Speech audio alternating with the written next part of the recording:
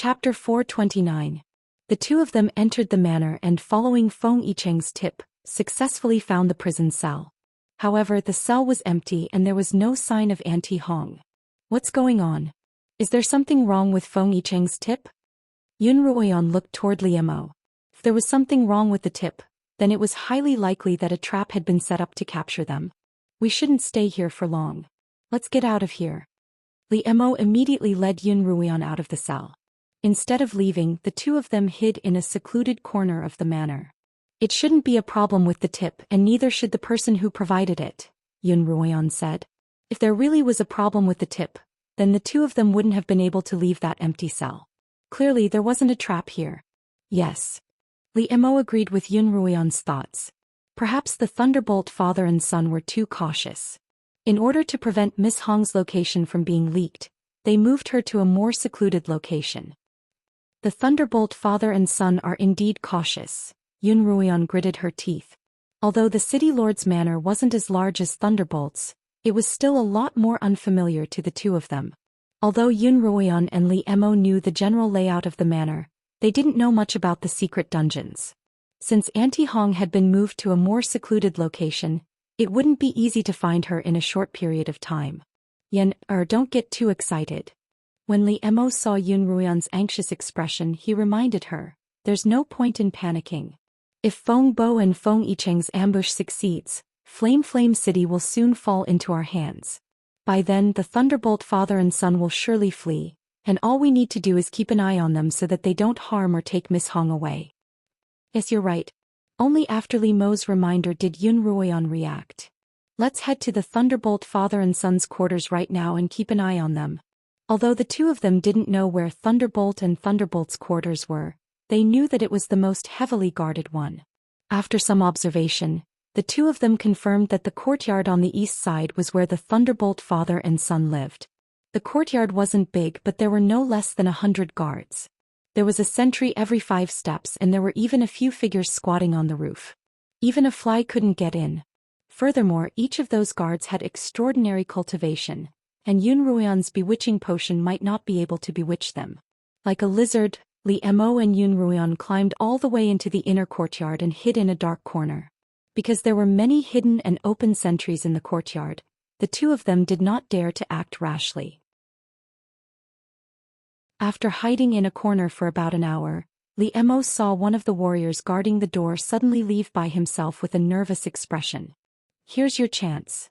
The two of them quietly followed behind the warrior, only to see him enter the latrine in the corner.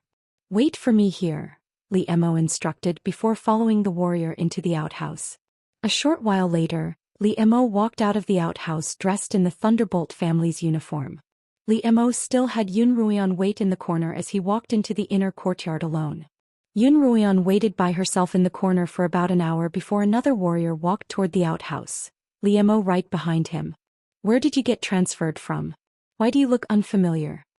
The warrior turned around and asked when he noticed Li Mo's presence. As soon as he spoke, an ice sword shot out from Li Mo's hand and pierced through his neck.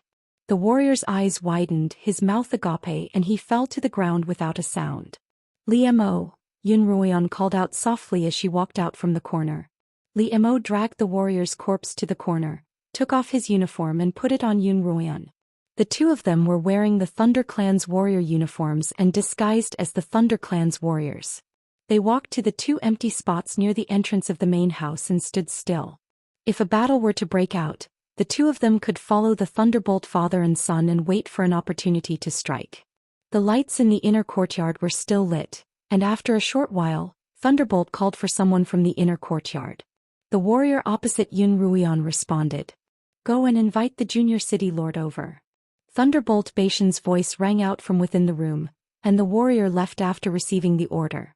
Not long after, the warrior led Thunderbolt Batian into the inner courtyard and toward the door. Both Yun Ruoyan and Li Mo retracted their auras and took a stealthy step back, allowing the shadows under the eaves to cover most of their figures. Thunderbolt Baishan's footsteps were so hurried that he didn't notice that Yun Ruoyan and Li Mo, the 2 men he wanted to kill even in his dreams, were right in front of him. Father. Thunderbolt Batian didn't enter the room immediately. Instead he called out respectfully from the door. Come in. Thunderbolt Batian pushed open the door and entered, and the sounds of the father-son duo's conversation could be heard. Yun Ruoyan and Liemo took another step back, bringing themselves even closer to the door and window. At the same time, they infused spiritual energy into their ears to amplify their hearing so that they could overhear the conversation between the Thunderbolt father and son. There were many sentry posts in the courtyard, but because there were so many of them, everyone was more relaxed. Occasionally, someone would take a few steps to the left and right, so Yun Ruoyan and Li Mo's little movements didn't seem like much to the other warriors. Come with me to meet the first elder tonight. Yun Ruoyan and Li Mo could clearly hear the conversation between the Thunderbolt father and son. Yes, father, Thunderbolt Batian replied. Then a strange sound that sounded like a spell was being cast could be heard, followed by Thunderbolt Batian's respectful voice. Thunderbolt Batian greets the first elder on behalf of Thunderbolt Batian. Yes, you may rise. An old, dignified voice rang out. Although this was the first time Yun Ruoyan and Liemo had heard this voice, they both felt their hearts skip a beat. This was the person behind Thunderbolt Batian, the first elder of the Silver Dragon clan. Thunderbolt Batian had actually brought the sky-turning mirror with him at all times. Yun Ruoyan and Liemo couldn't help but think back to that day in the Thunderbolt Manor, when Thunderbolt Batian had used the mirror against them. The combination of his lightning-attracting technique and the sky-turning mirror was truly formidable. The two of them as well as Zhui Feng had almost been killed by it. That day, Thunderbolt Batian had suddenly retracted his lightning-attracting technique at a critical moment. Yun Ruoyan and the others had thought that the sky-turning mirror had consumed too much spiritual energy, but in reality, the first elder had ordered Thunderbolt Batian not to harm Yun Ruoyan and Liemo. Now that Thunderbolt Batian was facing the sky-turning mirror again, Yun Ruoyan and Liemo couldn't help but worry. If Thunderbolt Batian were to use the mirror again, the Wind Warriors would be more than enough to deal with him. You still haven't caught Yun Ruoyan and Liemo. The great elder's voice grew harsher and harsher. It's been more than a year since they came to the Nether Abyss continent, and you still haven't caught them?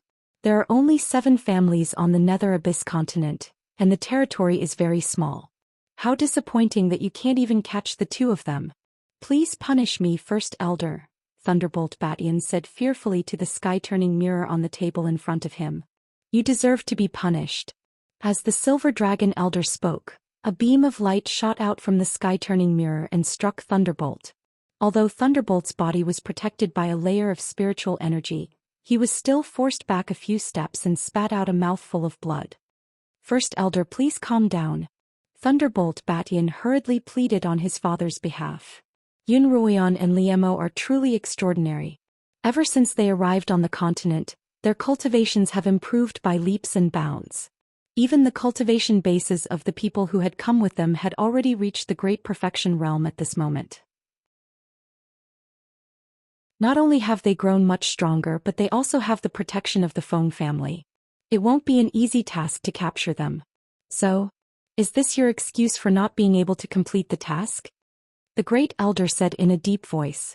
Thunderbolt Batian still wanted to argue, but Thunderbolt stopped him. Thunderbolt bowed. It's my fault for failing to complete the mission, but the battle is imminent. Please, First Elder, leave the punishment for another day so that I can preserve my strength for the upcoming battle. All right, I'll remember this punishment, the First Elder said sternly. I'll give you one last chance. Capture Yun Ruoyan and Liemo before the battle ends. Otherwise, the 2 of you as well as the entire Thunderbolt family will cease to exist in this world. The First Elder's words made Thunderbolt and Thunderbolt even more nervous. Thunderbolt knelt down once more and kowtowed to the First Elder's figure in the sky-turning mirror. As you command, First Elder. Thunderbolt Batian hurriedly followed suit. Neither father nor son dared to speak carelessly, but their expressions showed that they had something to say. Is there anything else to report? The Silver Dragon Elder asked impatiently. There are many matters on the extreme Abyss continent that require my attention, and I don't have much time to waste on you. If there's anything, report it as soon as possible. Yes, Elder, Thunderbolt replied. If I may be so bold as to request permission from the First Elder to use the sky-turning mirror in the upcoming battle. With the Lai family's help, the Feng family's strength has greatly increased. In the past few battles, we haven't been able to gain any advantage. With the help of the sky-turning mirror, we'll surely be able to defeat the Feng family and capture Yun Ruoyan and Liemo. Yun Ruoyan and Liemo glanced at each other. Only now did they realize that the first elder's permission was required to use the sky-turning mirror. It was no wonder why he rarely used such a powerful spiritual weapon. Yun Ruoyan and Liemo both pricked up their ears as they waited for the first elder's reply. Yes, the first elder replied. However, it can only be used for defense, not combat. First elder, Thunderbolt Batian interjected. May I know why it can only be used for defense and not combat? The sky-turning mirror is so powerful that the Feng family won't be able to withstand it in battle. Once we defeat the Feng family, there'll be no place for Yun Ruoyan and Liemo on the continent, and capturing them will be as easy as flipping a hand. Even if you don't know the reason, don't you, Thunderbolt? The first elder asked. Thunderbolt looked somewhat confused. I truly don't know the reason. Please enlighten me, first elder.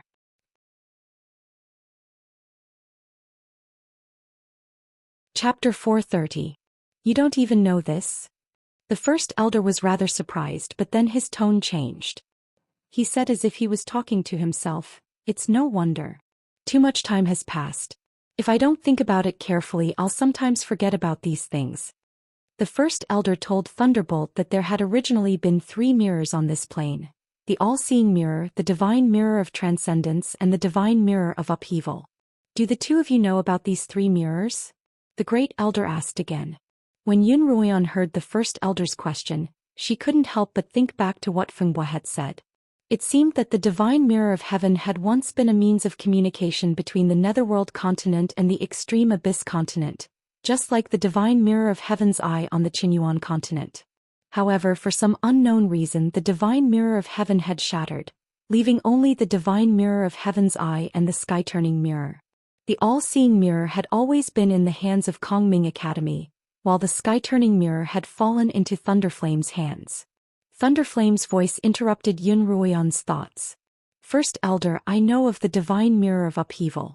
It's said to have been a spiritual artifact used to communicate with the extreme abyss continent, but for some unknown reason it shattered. Let me tell you why, the first elder began. Yun Ruoyan and Liemo perked up their ears once more, listening intently. 1,000 years ago, the demonic dragons had fought the silver dragons. The silver dragons had used all 3 mirrors to fight the demonic dragons.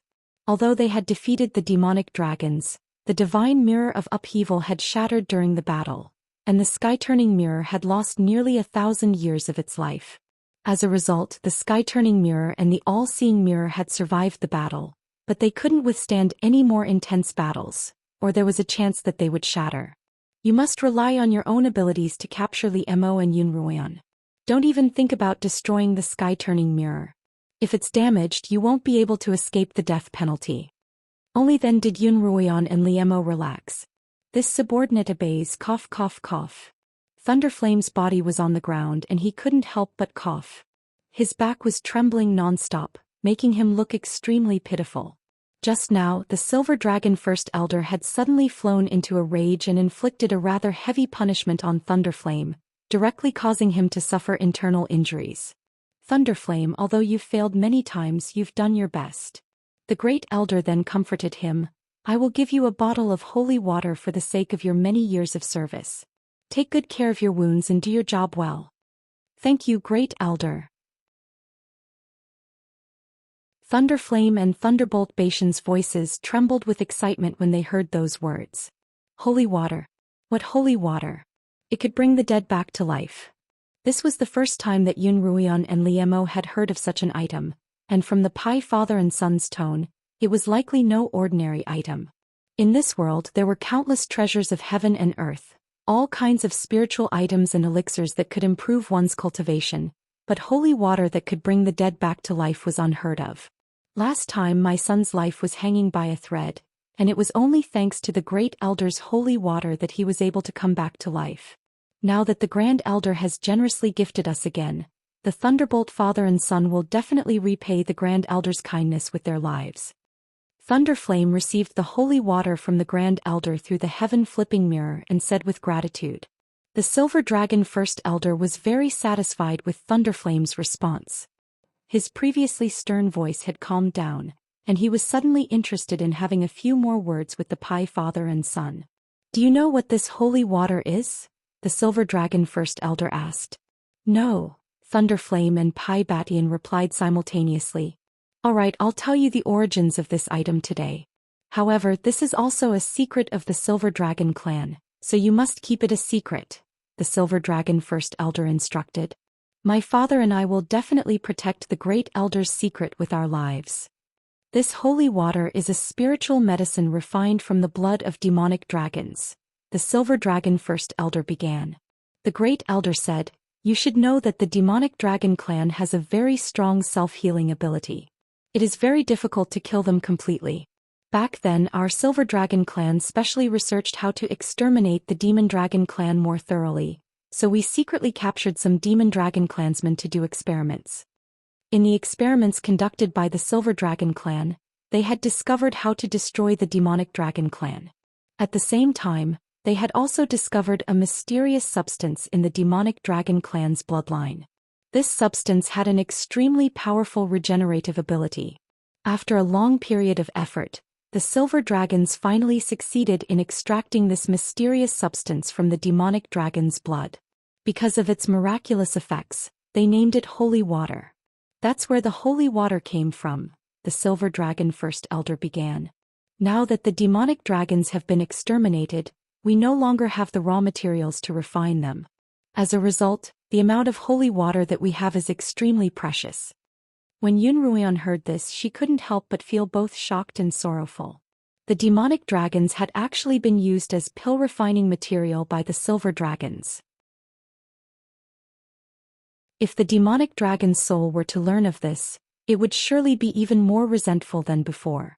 Just as Thunderflame and Pi Batian were about to express their gratitude again, the Silver Dragon First Elder continued, "However, 100 years ago, we discovered something that can replace the demonic dragons as raw materials."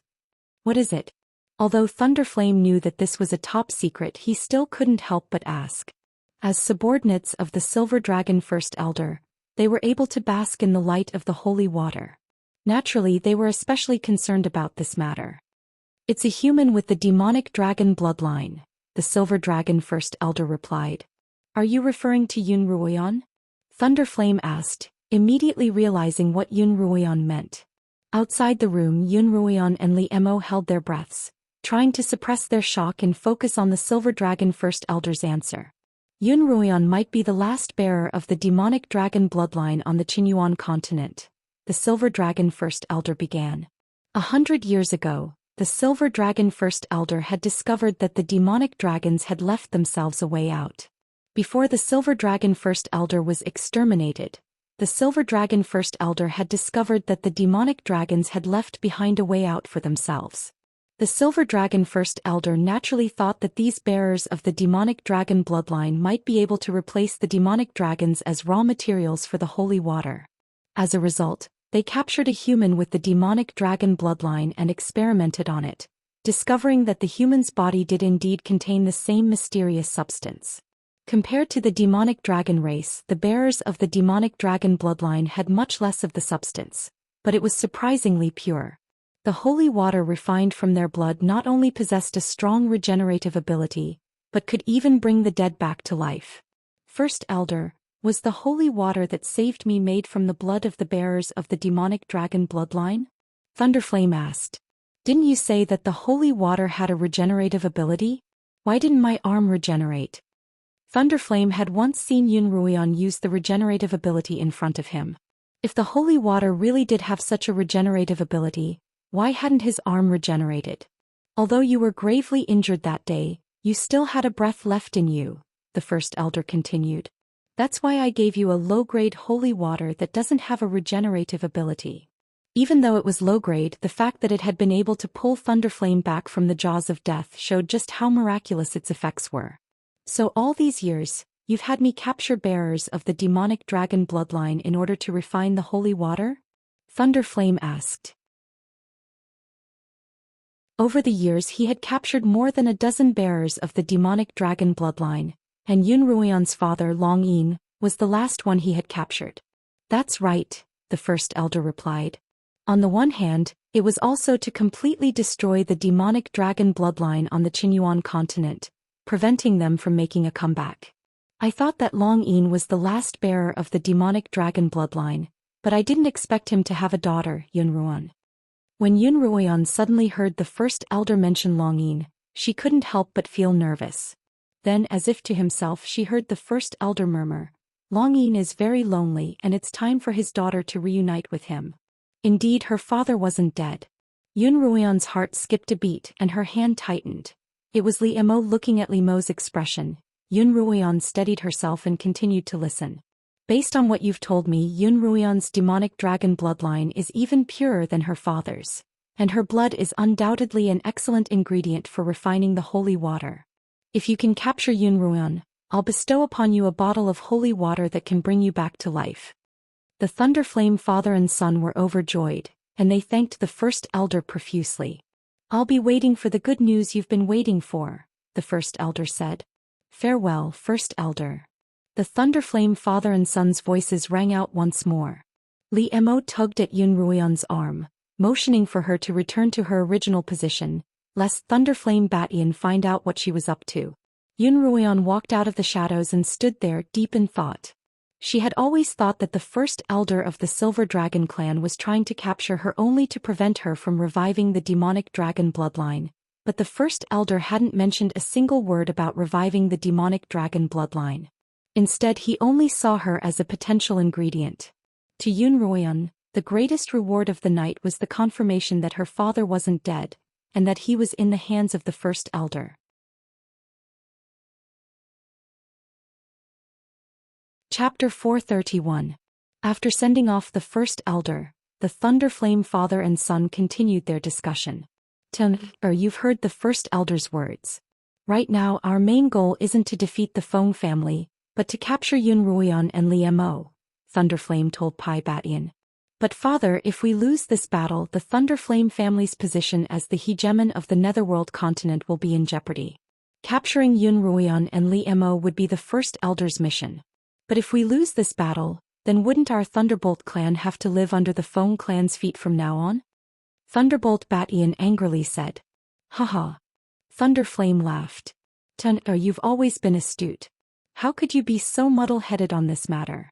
As long as we satisfy the first elder, we'll be able to trample the entire Netherworld continent beneath our feet, much less a mere Feng family. For a moment, Pai Batian didn't understand what Thunderflame meant. Father, what do you mean? Thunderflame didn't answer his father's question directly. Instead, he pointed at the top of his head. Thunderbolt Batian's mind buzzed when he saw Thunderflame's actions. Suddenly, he felt enlightened and his eyes lit up. Are you referring to the extreme abyss continent? Thunderflame smiled and nodded. That's right. The first elder is the ruler of the Silver Dragon clan, and the Silver Dragons are the rulers of the extreme abyss continent. As long as we can protect the first elder, we'll be able to open a door to the extreme abyss continent. The extreme abyss continent was the highest-ranked realm in the world, and Pai Batian had never imagined that he would one day be able to travel there. As a result, after hearing his father's words, he was so excited that he couldn't speak. I'll do whatever it takes to capture Li Mo and Yunruan. Pai Batian clenched his fists and declared resolutely. By this time, Li Mo and Yunruan had already left the room, but Li Mo had been paying close attention to the movements within the room, and the conversation between the Thunder father and son didn't escape his ears.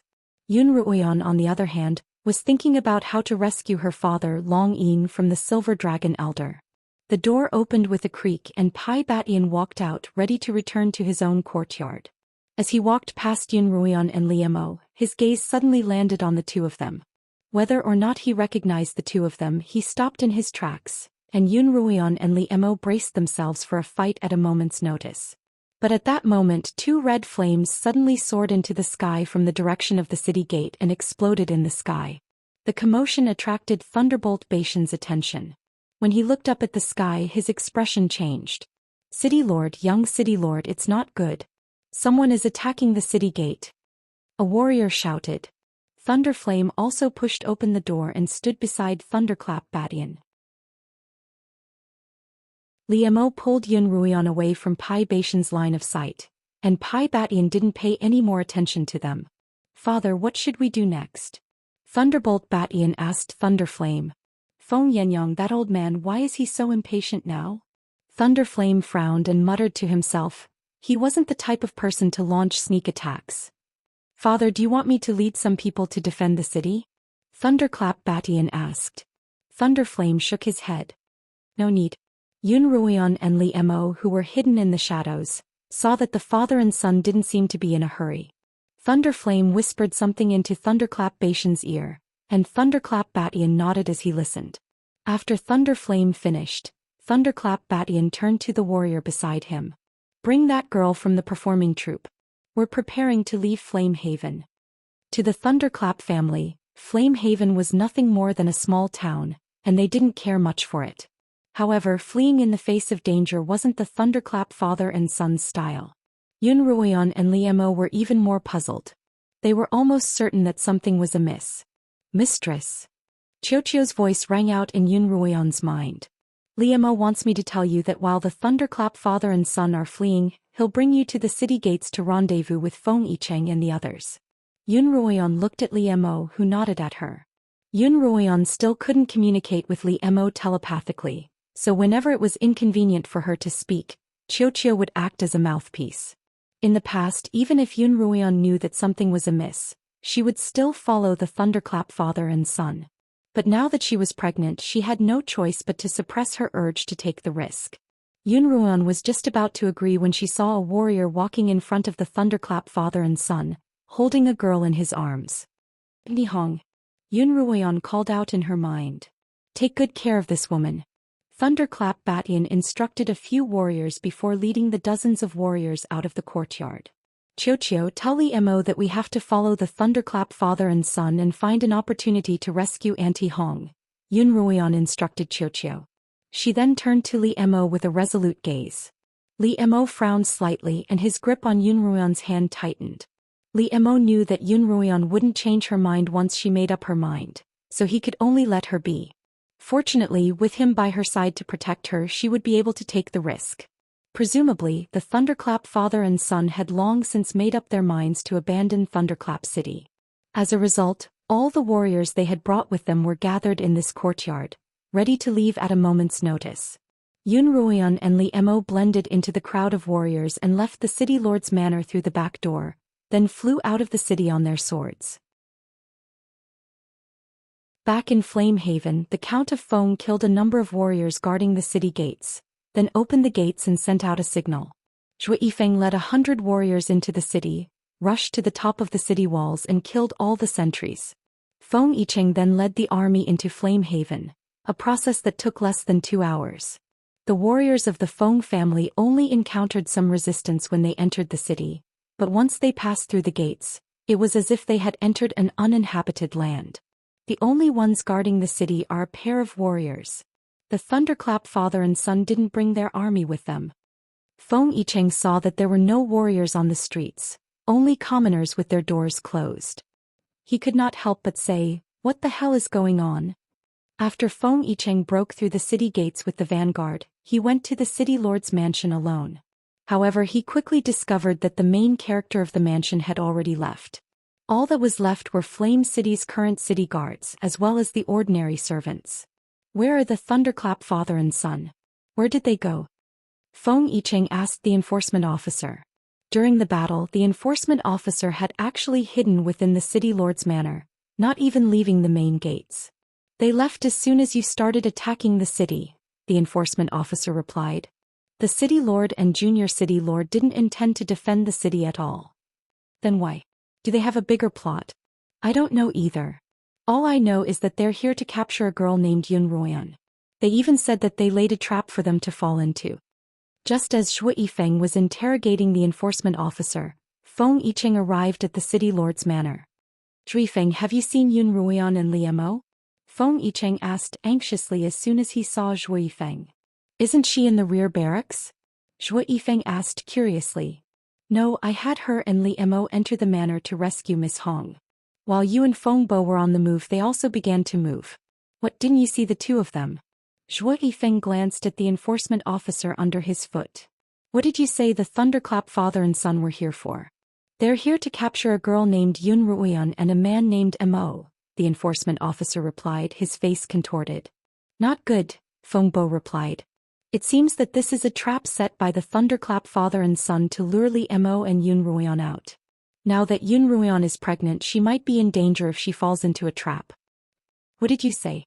Zhou Yifeng turned to Feng Bo. You're saying that Ruoyan is pregnant.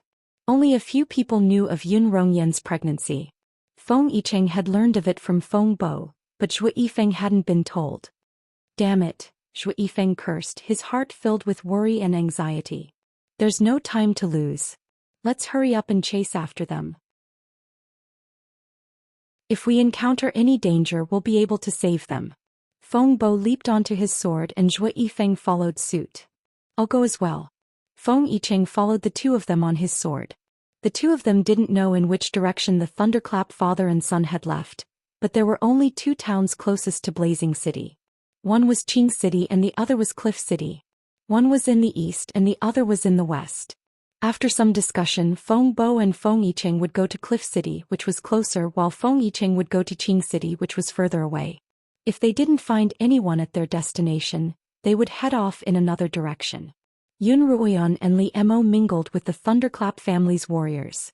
Originally, they were headed toward Qing City, but just as they were about to arrive, they suddenly changed direction.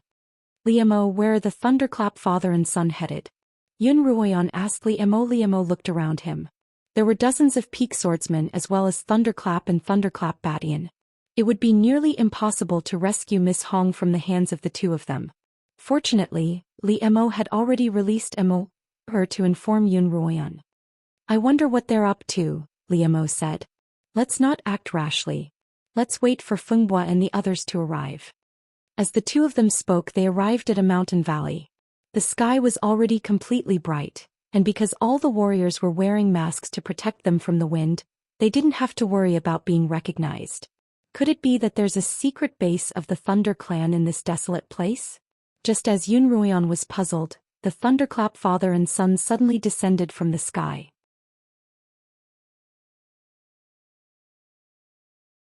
Chapter 432.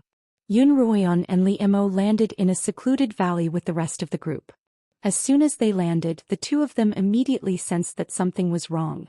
This was because the warriors who hadn't been paying any attention to the two of them had suddenly turned their attention to them. Then, with the two of them as the center, they began to spread out. The two of you must have worn out iron shoes in a fruitless search, only to find what you're looking for without even looking. Thunderflame turned around and looked at the two of them like an eagle looking at its prey. Ruoyan, why are you here? Auntie Hong's eyes widened as she looked at the two of them. At this time, the two of them had already been surrounded by the Thunderflame family warriors. Of course it's to save you. Thunderflame pulled Auntie Hong from the hands of a nearby warrior to his own. But not only will they not be able to save you, but they'll also have to pay the price with their lives. Li Mo, take Ruoyan and leave. Don't worry about me. My heart has already died and I must accompany my sisters to the Yellow Springs. It's not worth the risk. Auntie Hong hurriedly called out, but Thunderflame grabbed her by the throat. Hong. Yun Ruoyan looked at Auntie Hong. Today Li Mo and I risked our lives to save you. If you still insist on seeking death, wouldn't you be letting us down? For your sake, Feng Yicheng took down several cities and suffered countless injuries. Hoodlum also frowns all day long because of you. Are you really going to torture the living for the sake of the dead? What? Feng Yicheng was injured? Auntie Hong's face turned red from Thunderflame's grip. Do you think I'd lied to you? Yun Ruoyan's face was a bit angry.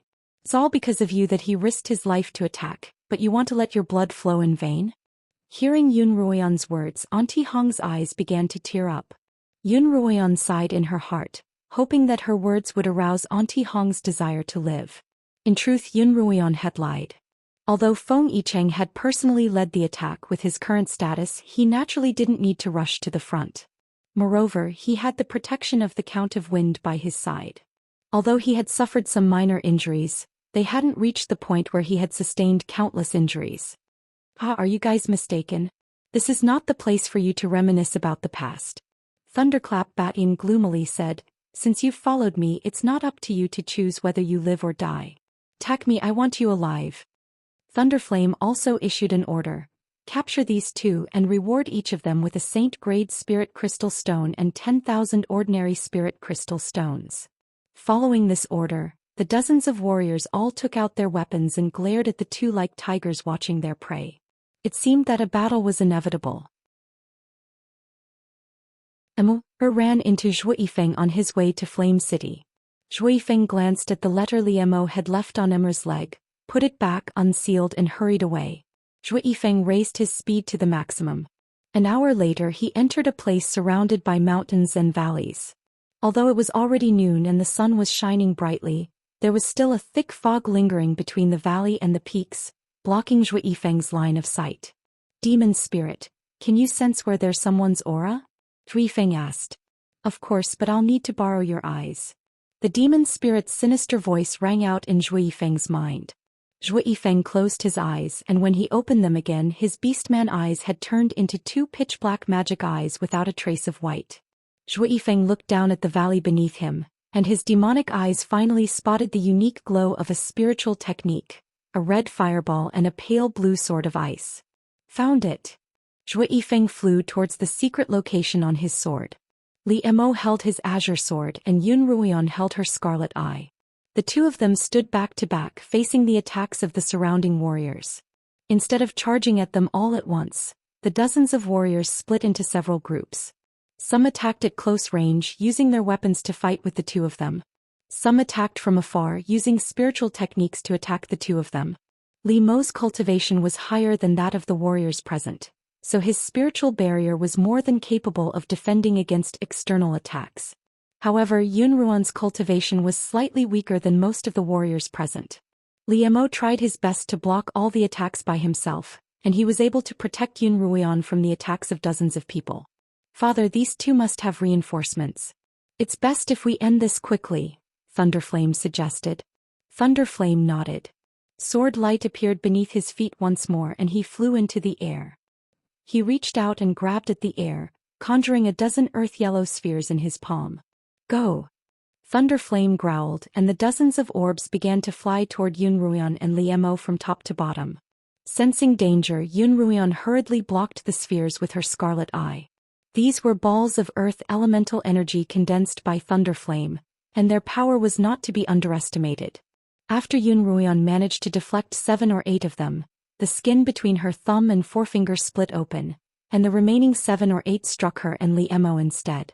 When the orb struck Liemo's body, the barrier of spiritual energy around him trembled violently, but when it struck Yun Ruoyan's body, it shattered the barrier. Yun Ruoyan cried out in pain. Fresh blood flowed from her forehead. A round ball had struck her forehead. Liemo's heart ached. It's fine, Yun Ruoyan replied. As she spoke, the wound on her forehead began to repair itself. Tiny black scales drilled out of her wound and covered it, stopping the bleeding. Then the scales slowly turned back into normal skin, and the wound on Yun Ruoyan's forehead completely disappeared. The skin on her forehead was as smooth as new, and it was impossible to tell that she had been injured. As the focus of everyone's attention, Yun Ruoyan was able to witness this bizarre scene. Thunderflame and Thunderflame knew that this was the effect of Yun Ruoyan's demonic dragon bloodline, and their eyes shone with greed as they recalled the first elder's words. If they captured Yun Ruoyan, they would be able to exchange her for a bottle of high-grade holy water that could revive the dead. Having a bottle of holy water would be equivalent to having an extra life. How could Thunderflame and Yun Ruoyan not be tempted? In Thunderflame's eyes, Yun Ruoyan was worth as much as a bottle of holy water. Liemo raised his head and met Thunderflame's greedy gaze. He could tell what he was thinking at a glance. In Liemo's eyes, anyone who dared to harm Yun Ruoyan could only be punished with one word: kill without mercy. Even if he couldn't kill them, he would make them pay the price. Liemo fired a volley of ice arrows at the surrounding warriors, forcing them to retreat. Then he swung his sword in the direction of the Thunderflame sect, using all of his cultivation in this strike. Thunderflame didn't dodge. When the Cyan Lightsword's sword chi hit his body, a layer of spirit power rose from his body to block the sword chi's attack.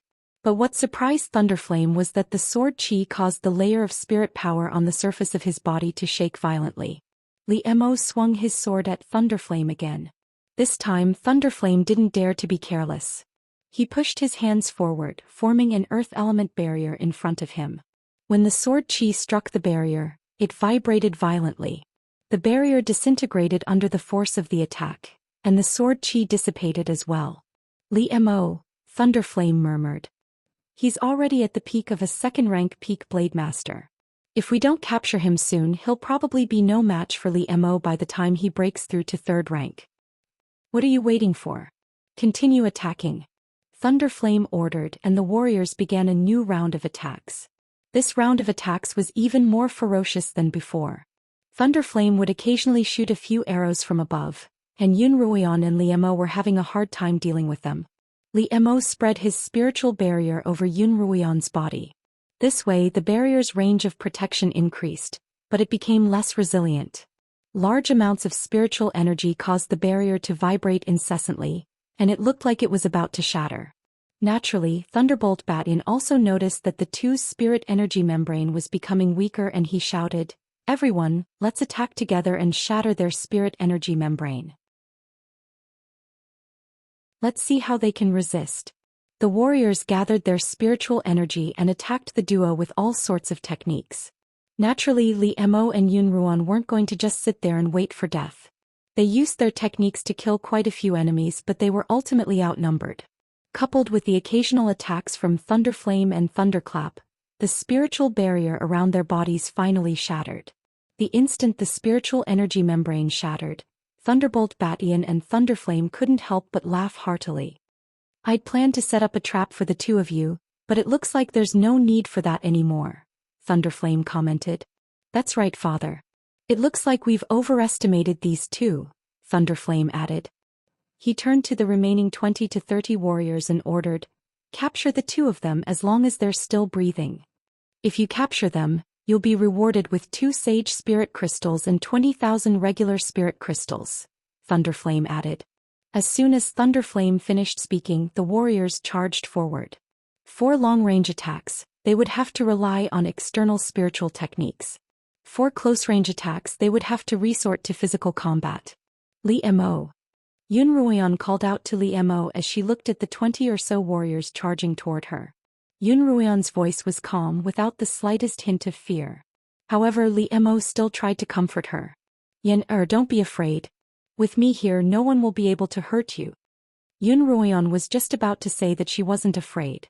A blinding white light emanated from Li Mo's body. Yun Ruoyan couldn't help but turn to look at Li Mo. Close your eyes. Don't hurt them." Yun Ruoyan was the closest to Li Mo, and she wasn't on guard. As soon as she looked at Li Mo, the blinding white light hurt her eyes. What a strong light. What kind of technique is this? It doesn't look like a technique, but more like a powerful spiritual weapon. What kind of spiritual weapon could emit such a blinding light? The warriors all shielded their eyes with their hands. Yun Ruoyan hurriedly closed her eyes, but she quickly endured the pain and opened them again. Through the blinding light, Yun Ruoyan saw a scene that was both familiar and strange to her. Amidst the blinding light, Li Mo was undergoing a metamorphosis. His ink-black hair was slowly turning silver, and his ink-black robes were also turning silver.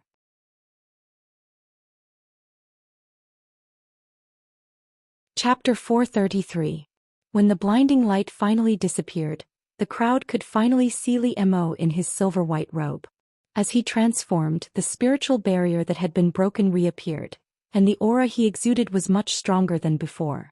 Li Mo looked at Yun Ruoyan with his icy blue eyes and extended a hand. Yun Ruoyan also extended a hand to shake his. As their hands intertwined, Li Mo's spiritual barrier spread to Yun Ruoyan's body. The two of them stared coldly at Thunderous Flame and Thunderous Flame. "Father, what's wrong with Li Mo?" Thunderbolt Batian handed Auntie Hong over to a nearby warrior. At this time he was standing together with Thunderflame. Both of them were shocked by Li Mo's sudden transformation. "Silver Dragon." Thunderflame didn't seem to hear Thunderflame as he continued muttering to himself. "How is this possible? How can he be a member of the Silver Dragon clan? His appearance is clearly unique to the Silver Dragon clan." The image of the silver dragon elder appeared in Thunderflame's mind. Li Mo had already begun his massacre. The dozens of warriors couldn't even withstand a single blow from the transformed Li Mo. Yunruoyan didn't even need to lift a finger. With a few swings of her sword, most of them were dead. Zhou Yifeng pierced through the clouds and finally found Yunruoyan and Li Mo's location. The scene of Li Mo transforming and slaughtering fell into his eyes. It's actually a silver dragon. The demon's sinister voice rang out in Zhou Yifeng's mind. Little brat, it looks like you don't even need to do anything. These small fries aren't a match for the silver dragons at all. As a result, Zhou Yifeng hid by the side and watched the situation unfold. Father! Thunderbolt called out anxiously as he watched Li Mo exterminate all of the warriors. They would be next. What's there to panic about? Don't we still have the first Elder's trump card? Hand over Auntie Hong and I'll spare your life. Yunruoyan shouted at the warrior who had tied Auntie Hong up. Following Yunruoyan's shout, Li Mo's icy blue eyes also swept towards the warrior. The warrior had seen the entire process from Li Mo's transformation to killing everyone, and he was already terrified of him. He immediately let go of Auntie Hong, and then a sword light appeared under his feet, wanting to escape alone. A blood-curdling scream rang out. The warrior who was flying in midair was struck by an earth-yellow ball from the back, causing him to fall from the sky on the spot. Cowards that are afraid of death die cleanly. Thunderflame coldly said. As for Auntie Hong, she fell into Thunderbolt Bashan's hands once more. How do you want to deal with this pair of father and son? Li Mo's icy blue gaze turned to Yunruoyan. If they take the initiative to release Auntie Hong, then leave their corpses intact. Yunruoyan bluntly said, otherwise they will be torn to pieces. Thunderflame laughed. If you want to tear us father and son to shreds, we'll have to see if you can make it out alive. As he spoke, he pointed a finger in the air and a white light lit up from Thunderflame's fingertip.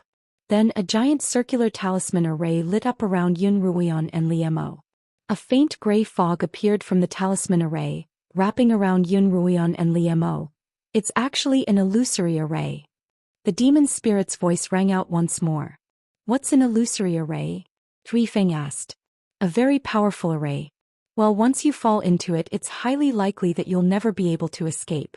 This illusory array wasn't set up by the father and son. They don't have that kind of ability, so it seems that there's an expert behind them. Hey kid, what are you trying to do? As the demon spirit cried out in shock, Zhou Yifeng flew into the illusory array. When Thunderflame saw Zhou Yifeng's disappearing figure, he thought to himself, there's actually someone who's rushing to his death. As he thought this, he made a series of complicated hand seals. As he did so, the fog gradually dissipated, but not a single figure could be seen within the array. Father, the first Elder's trap is indeed formidable. If we'd known that we'd be able to capture those two so easily, we wouldn't have wasted so much effort, Thunderflame exclaimed. Thunderflame shook his head. Don't celebrate too early.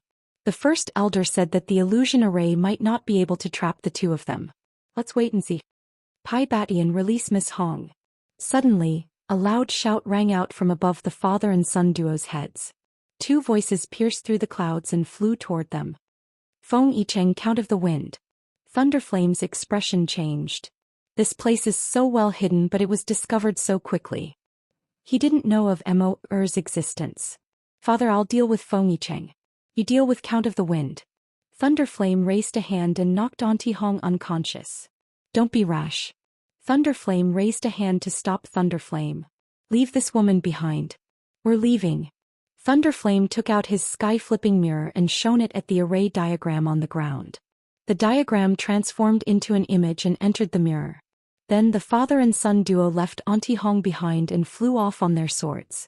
When Feng Yicheng saw the unconscious Auntie Hong on the ground, he stopped his pursuit to save her. Count of the Wind naturally stopped as well, standing by Feng Yicheng's side. Feng Yicheng was the Lord of Wind City, and protecting him was Count of the Wind's top priority. Thunderflame had used spiritual energy when he struck Auntie Hong, and she was in dire need of treatment. Count of the Wind looked around at the corpses on the ground. He didn't see Yunruoyan or Li Mo, but he didn't have the time to pursue the matter. The two of them brought Auntie Hong back to the Feng family's camp. Yun Ruoyan and Li Mo were surrounded by a dense fog. The two of them walked for a long time, but they still couldn't find the end of the fog. Furthermore, the light around them didn't seem to darken, nor did it seem bright. It was as if they were in a land of death where there was no time, no living things, only space. Fortunately, the two of them had already abstained from eating. Otherwise, after being trapped for so long without any food in their storage bags, they would surely starve to death. Li Mo, the two of us are trapped here and it won't be easy for us to escape, Yun Ruoyan said. Li Mo, who was walking in front of her, suddenly stopped and turned back to look at her. The icy blue light in his eyes began to dim, and by the time Yun Ruoyan reacted, Li Mo's body had gone limp, and he collapsed to the ground, the silvery white glow on his body rapidly receding. This was a sign that he had used too much spiritual energy and his body was exhausted. Yun Ruoyan hurriedly held Li Mo in her arms and fed him a spirit-gathering pill. Suddenly, Qiuqiu's voice rang out in Yun Ruoyan's mind. Li Mo's silver dragon bloodline isn't very thick, and transforming will consume a large amount of spiritual energy, and it'll be difficult for him to recover in a short period of time. Li Mo had told Yun Ruoyan about this before, so unless absolutely necessary, Li Mo wouldn't transform into his true form and engage in battle. Because once the spiritual power was depleted, if the problem wasn't solved, then they could only wait to be slaughtered. Yun Ruoyan looked once more at the misty surroundings, hoping that nothing unexpected would happen before Li Mo's spiritual energy recovered. Although she was a 9th-rank swordsman now, it was far from enough to ensure the safety of the two of them in this unknown territory. Mistress, someone's aura. Qiuqiu's voice suddenly changed. At the same time, Yun Ruoyan sensed that someone was heading their way. Yun Ruoyan took out the scarlet pupil and placed it in front of Li Mo. Can't be that whatever I think about will happen, can it? The Thunderflame father and son found a new place to hide, and Thunderflame reactivated the illusion array in the mirror. At the same time, the image of the First Elder appeared on the mirror. First Elder Yun Ruoyan and Li Mo are in this illusion right now. Thunderflame pointed at the array on the ground. Good. The First Elder finally smiled at the Thunderflame father and son. Activate the array according to the method I taught you. Capture the two of them and I'll personally come to retrieve them at noon tomorrow. After reporting the situation to the First Elder, Thunderflame began activating the array. According to the First Elder, he wanted them alive. As long as they weren't dead, Thunderflame wouldn't hold back. As for Zhou Yifeng, who wasn't afraid of death, Thunderflame would grant him his wish and kill him. Thunderflame extended both hands towards the magic formation and gestured with both hands. The various runes on the magic formation began to glow in various colors. Zhou Yifeng had entered the illusory realm after Yun Ruoyan and Yun Ruoyan, and he had followed their auras to find them. As soon as he discovered the figure in front of him, a fireball flew toward him. He hurriedly blocked it with his sword and called out, "Run, it's me, Zhou Yifeng." Zhou Yifeng? Yun Ruoyan was more confused than shocked. Why are you here? As Zhou Yifeng walked closer, Yun Ruoyan put away the scarlet pupil in her hand. Why are you here? Zhou Yifeng gave a simple explanation of how he came in here. I'll get you out of here, Zhou Yifeng said. Do you have a way out? Yun Ruoyan asked. I found a way out while searching for you. Come with me now. Zhou Yifeng reached out to help Li Mo up, but as soon as his hand touched him, Li Mo opened his eyes. Li Mo, you're awake. How are you feeling? Yun Ruoyan asked. Li Mo smiled at Yun Ruoyan. I'm fine. How about you? His gaze subconsciously drifted toward Yun Ruoyan's abdomen, and Yun Ruoyan placed a hand on her abdomen. I'm fine too. We're both fine. I'm sorry, I was too impulsive this time. Not only did I fail to save you, but I even put you and me in danger. Li Mo didn't want to forgive her so easily, or else Yun Ruoyan's impulsive personality would become uncontrollable. Just then Qiuqiu's voice rang out in both their minds. Silver dragons are cunning while demonic dragons are impulsive. Mistress, you possess the demonic dragon bloodline, and being impulsive is a trait of the demonic dragon race. Unless you can fully control the bloodline, you won't be able to control your impulsive nature.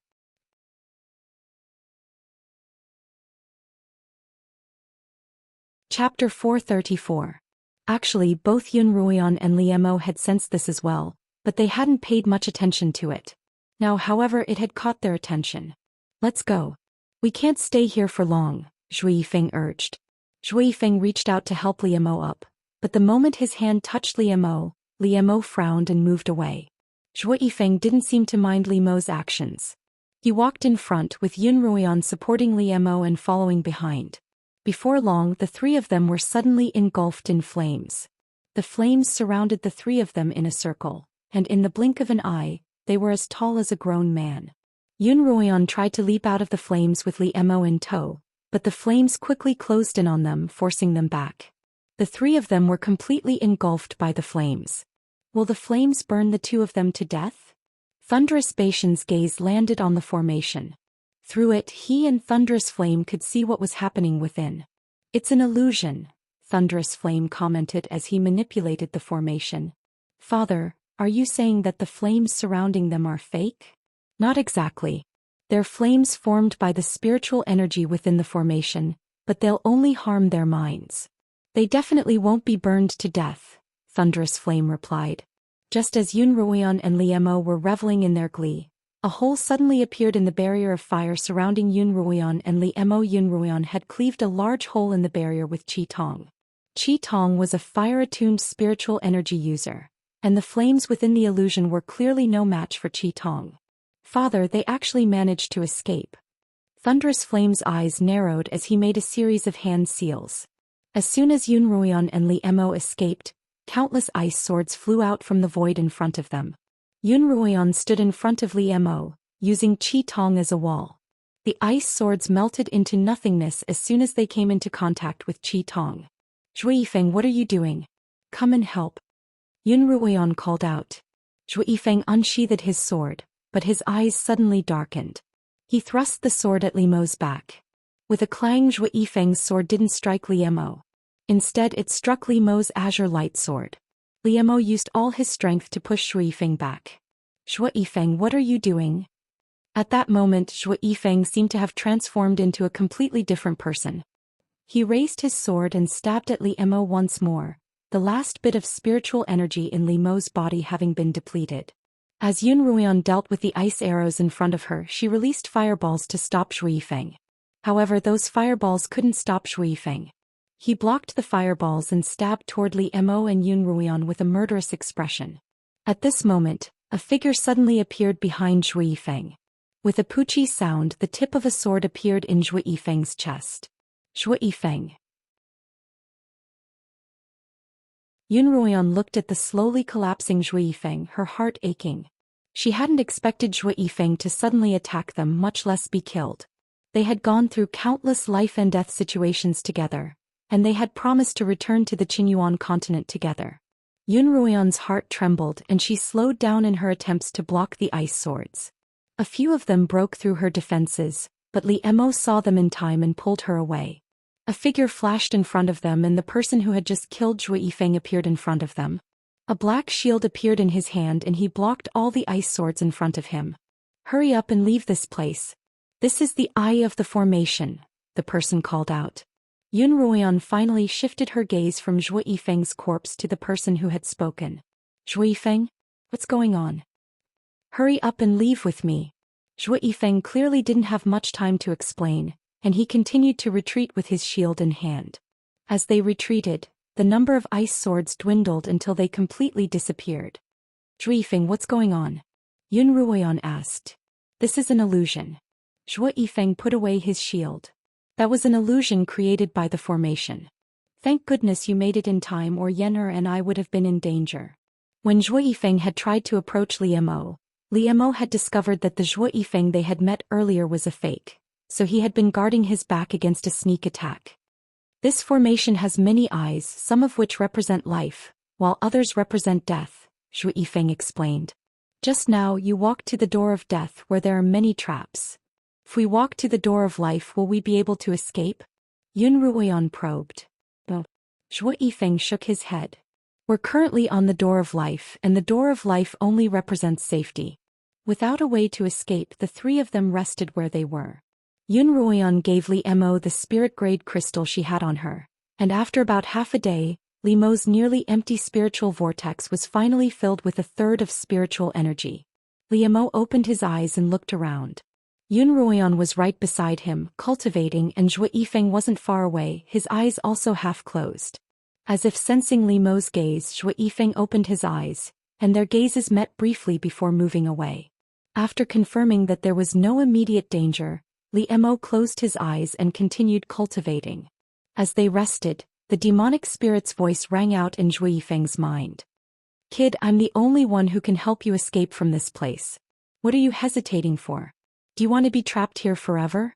Or will the people behind the Thunder Father and Son come out to capture you?" "Shut up," Zhou Yifeng ordered. "Don't expect me to compromise until the very last moment." "Oh, there's something I almost forgot to tell you," the demonic spirit continued. "The door of life and the door of death are constantly shifting. Perhaps the door of life you're in right now will become the door of death." Zhou Yifeng's brows furrowed deeply. The door of life and the door of death could actually shift. Seeing that Zhou Yifeng was ignoring him, the demonic spirit finally quieted down. Zhou Yifeng, however, didn't dare to relax in the slightest. Although he kept his eyes closed, he released his spiritual sense to the fullest extent possible. "Father, it's already daybreak and the first elder will be here soon." Both Thunderflame and Thunderflame hadn't slept the entire night. Thunderflame had been practicing hand seals by the array, and Thunderflame had been observing from the side. The situation of those who had escaped from the door of death was still reflected in the array. "Father, if we don't capture them by the time the first elder arrives, we won't be able to explain ourselves," Thunderflame said worriedly. Thunderflame smiled. "There's no way they'll be able to escape now. I've already gathered all the doors of death in the array and moved them to their current position. They won't be able to escape even if they grow wings." As he spoke, he formed a series of hand seals. The three people in the array sensed the anomaly at the same time, and they opened their eyes simultaneously. In the blink of an eye, the small tremors became earth-shaking. Flames, ice swords, vines, sand, and pebbles surged toward the three of them. The three of them quickly closed in. Zhou Yifeng used his shield to block the incoming attacks, while Li Mo and Yun Ruoyan, who had recovered quite a bit, used their spiritual swords to block the incoming attacks. The three of them formed an impenetrable defense. With a loud crack, a large fissure suddenly appeared beneath their feet. The three of them reacted quickly, and sword light shone from beneath their feet as they floated above the fissure. However, the fissure immediately produced a suction force that pulled the three of them into it. Yun Ruoyan looked down at the blood-red magma gushing out of the fissure. The steam that was spewing out of the fissure was extremely real. Even though she knew that this was an illusion, she knew that if they really fell into it, it wouldn't be any better than dying on the spot. However, the suction force grew stronger and stronger. Coupled with the incessant attacks around them, the three of them were unable to defend themselves in time, and they suffered some injuries. Because of the spiritual barrier and the shield's protection, they didn't suffer any major injuries. However, as time passed, they wouldn't be able to hold out. "How about it, little fellow? Do you still not agree to my suggestion?" The demon spirit's voice rang out in Zhou Yifeng's mind once more. "As long as you and I are completely fused, my strength will be fully unleashed through you, and escaping from this illusion will be as easy as flipping a hand. Fusing with me will not only save your own life, but the lives of your two friends as well. Time is precious, so you'd best not hesitate any longer.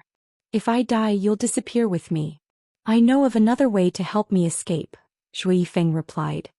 "I do have a way," the demon spirit replied. "But if you don't fuse with me, I'll only save you, and the woman you love will disappear from this place forever. In any case, you've never been in her heart, so you don't have to care." Zhou Yifeng gritted his teeth and finally relented. "All right, I agree to your conditions." "Ah, you're indeed a man who values friendship." The demon spirit was overjoyed. "Father, they definitely won't be able to escape this time," Thunderclap Batin exclaimed as he watched the three of them struggle to survive the attacks and the suction force of the fissure. "Wait until I give them the final straw." After saying that, Thunderflame formed a series of hand seals. However, before the hand seals could take effect, something unexpected happened. Zhou Yifeng's hands suddenly glowed with a black light, and he grabbed at the air, tearing a hole in it. The hole grew larger and larger until it became a door. "Quick, escape from here," Zhou Yifeng shouted to the two people behind him.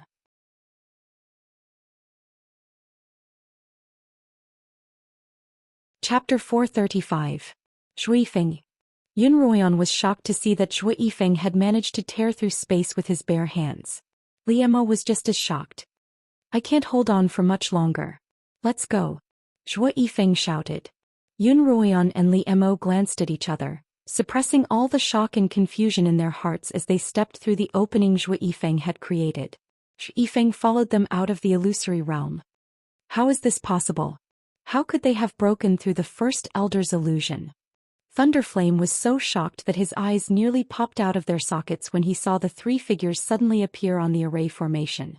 At the same time, Yun Ruoyan, Li Mo, and Zhou Yifeng all turned to look at the three youths. Thunderflame and his son, it looks like we'll finally be able to settle this once and for all, Yun Ruoyan declared. Sui Batian recovered from his shock and whispered to Thunderflame beside him, Father, they must have a very powerful spiritual artifact on them that can destroy spirit arrays. Thunderflame agreed with this explanation. He could see that even though Zhou Yifeng's cultivation had broken through the Great Circle Realm, tearing through space was something that even he, a level 3 Great Circle Realm cultivator, couldn't do, let alone a level 1 Great Circle Realm cultivator like him. Let's settle this once and for all. Thunderflame replied casually. Both he and Thunderflame had high cultivations, and even if they couldn't completely defeat the three youths in front of them, they would at least be able to escape unscathed. Moreover, the first elder looked up at the sky. The first elder of the silver dragons would be arriving soon. As long as the two of them were trapped, then the first elder would be able to capture them alive with ease. The two of them had only exchanged a few words when a blur flashed past Yun Ruoyan and Li Mo. Li Mo frowned slightly, because he could feel a cold aura emanating from that blur. Zhou Yifeng and Thunderflame had already begun fighting. The black whip in Zhou Yifeng's hand was like a dark serpent from hell. It wrapped around Thunderflame's body, biting and twisting around him. In just a few moves, Thunderflame was forced back repeatedly, unable to retaliate at all. Yun Ruoyan's original plan was to team up with Zhou Yifeng to deal with Thunderflame, so that Li Mo could directly suppress Thunderflame, and the three of them could then work together to defeat Thunderflame. As far as Yun Ruoyan was concerned, she didn't even need to mention this plan. Based on their mutual understanding, Li Mo and Zhou Yifeng had naturally thought of it as well. However, when she saw how Zhou Yifeng was forcing Thunderflame into a corner and how Thunderflame was unable to intervene at all, she felt that this was truly unexpected. Zhou Yifeng's entire body was shrouded in a cold, sinister aura that was both familiar and foreign to Yun Ruoyan. It was similar to the ghost chi of a ghost, but it was much more powerful and strange. Not only that, but Zhou Yifeng's killing intent soared to the heavens. His eyes were bloodshot, filled with a thirst for blood and slaughter. Yun Ruoyan couldn't imagine what he must have been through to be in such a state. Li Mo grabbed Yun Ruoyan's hand to prevent her from acting rashly under the influence of the demonic dragon's blood. Compared to Yun Ruoyan, Li Mo wasn't as shocked by Zhou Yifeng's actions. Recalling the strange reactions he had felt from Zhou Yifeng recently, he began to have some ideas. Zhou Yifeng must have been acting strangely for a long time. From the looks of it, he must have been influenced by the demonic cultivators. In Li Mo's heart there was no such thing as good or evil. As long as one wasn't evil, he didn't mind being unorthodox. It wasn't just Li Mo and Yun Ruoyan who were shocked by Zhou Yifeng's appearance.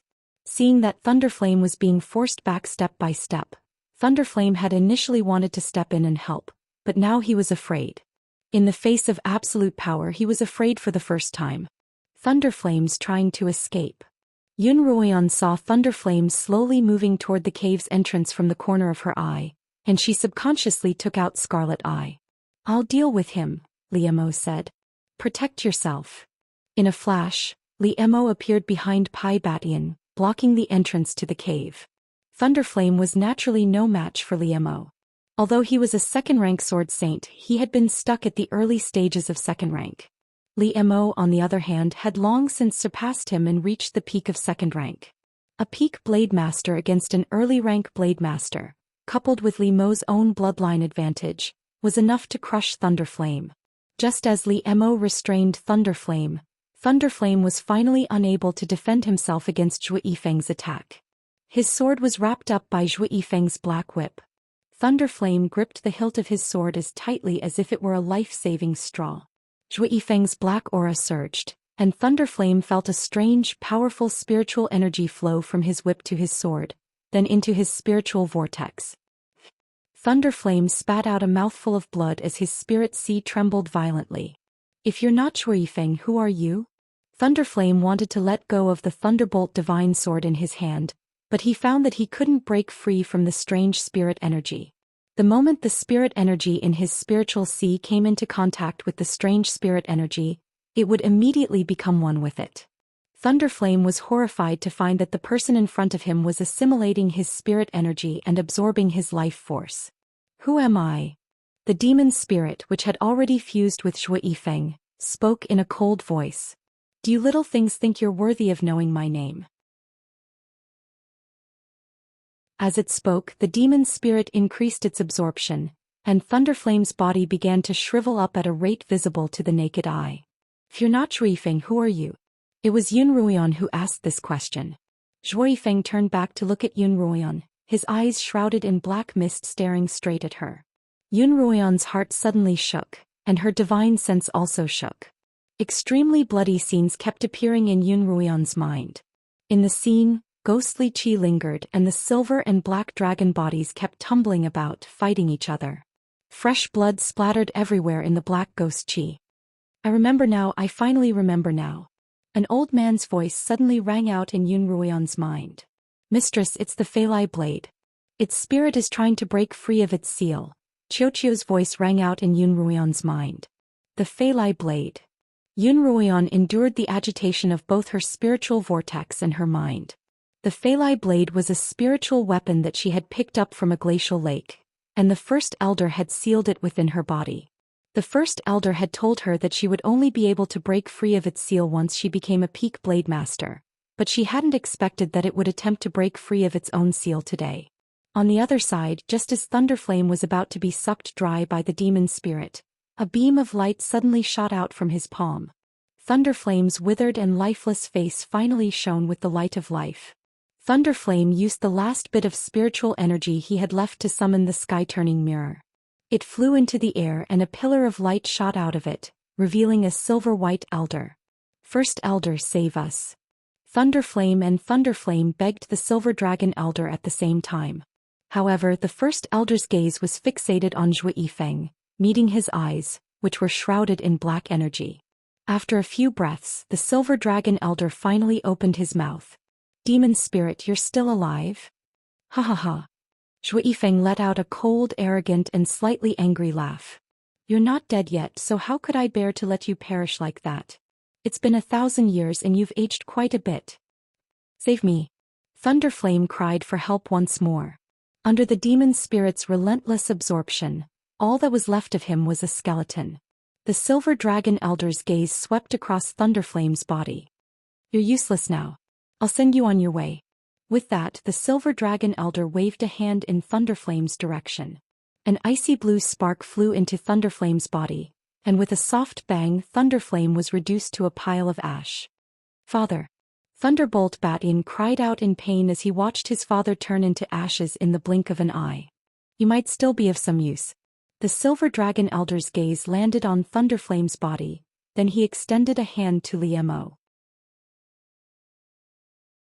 Liemo felt a huge suction force from the silver dragon elder's hand, pulling both Thunderflame and Thunderflame toward him. Liemo couldn't resist this suction force, so he loosened the shackles on Pai Bat-in. Pai Bat-in was sucked toward the silver dragon, while Liemo stabbed his sword into the ground to stabilize himself. Just as Thunderflame was about to fall into the silver dragon elder's hands, the demon spirit whipped out a black whip and wrapped it around one of Thunderflame's legs. "This little thing has offended a friend of mine, so I have to kill him," the demon spirit declared. Emoling said. Then he pulled back the black whip in his hand. There was a sound of flesh tearing, followed by a low cry of pain. One of his legs had been torn off by the black whip. After tearing off Thunderflame's leg, the demon spirit once again whipped out a black whip at Thunderflame. The silver dragon elder was prepared for this, and he extended his spiritual barrier to Thunderflame's body. The black whip was pierced by the demon spirit's spiritual energy, but it didn't pierce through the barrier. The two of them were in a stalemate. "Ha ha." Suddenly an old man's laughter rang out. How could I miss out on such a lively occasion? Both the demon spirit and silver dragon turned in the direction of the sound. A black shadow shot out from Yun Ruoyan's forehead, transforming into a black, semicircular spiritual weapon that stopped by Yun Ruoyan's side. This was the Feilai blade which had been sealed by the first elder. Sitting cross-legged on top of it was the sword spirit, the old man who had lost his memory.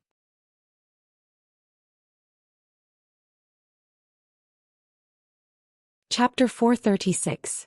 It's you, Patriarch Demonic Dragon. The demon spirit and the silver dragon elder exclaimed in unison. You actually, that's right, I didn't perish either. The elder sitting cross-legged on the Feilai blade exclaimed. It looks like the heavens aren't too cruel to the demonic dragon clan after all, to spare my life. Back then we sacrificed the skyspan mirror, but we didn't manage to kill you. The silver dragon elder and Mo Ling lowered their hands at the same time. Both of them looked at the demon dragon patriarch with vigilance. The demon spirit waved his hand and tossed the half-dead thunderbolt Batian into a corner. Liamo walked up to Yun Ruoyan's side. Both of them could tell that something was amiss, and they tacitly retreated to the side, trying to reduce their presence as much as possible as they watched the situation unfold with suspicion. The demon dragon ancestor looked at the demon spirit and coldly said, Wang, I trusted you so much in the past and asked for your help. Yet you and the silver dragon worked together to lure me into an illusion and then killed me. Fortunately, I relied on the Feilai blade to escape. Why do you two still want to work together today? I'm afraid that without your schemes, it won't be easy to defeat me again. As the demon dragon ancestor spoke, he formed a seal with both hands. The moment the seal was formed, a gust of wind rose around him. Violent spiritual power poured out from the seal formed by his hands. Oh no, it's the demonic dragon art. Zhuo Yifeng's expression changed. Patriarch demonic dragon, let's talk this out. Even if we're going to fight, let's make things clear first. The silver dragon elder didn't look any better. He was already holding the skyspan mirror in his hand, ready to fight at any moment. The demonic dragon art, Yun Ruoyan murmured to herself. Is this the technique I started cultivating?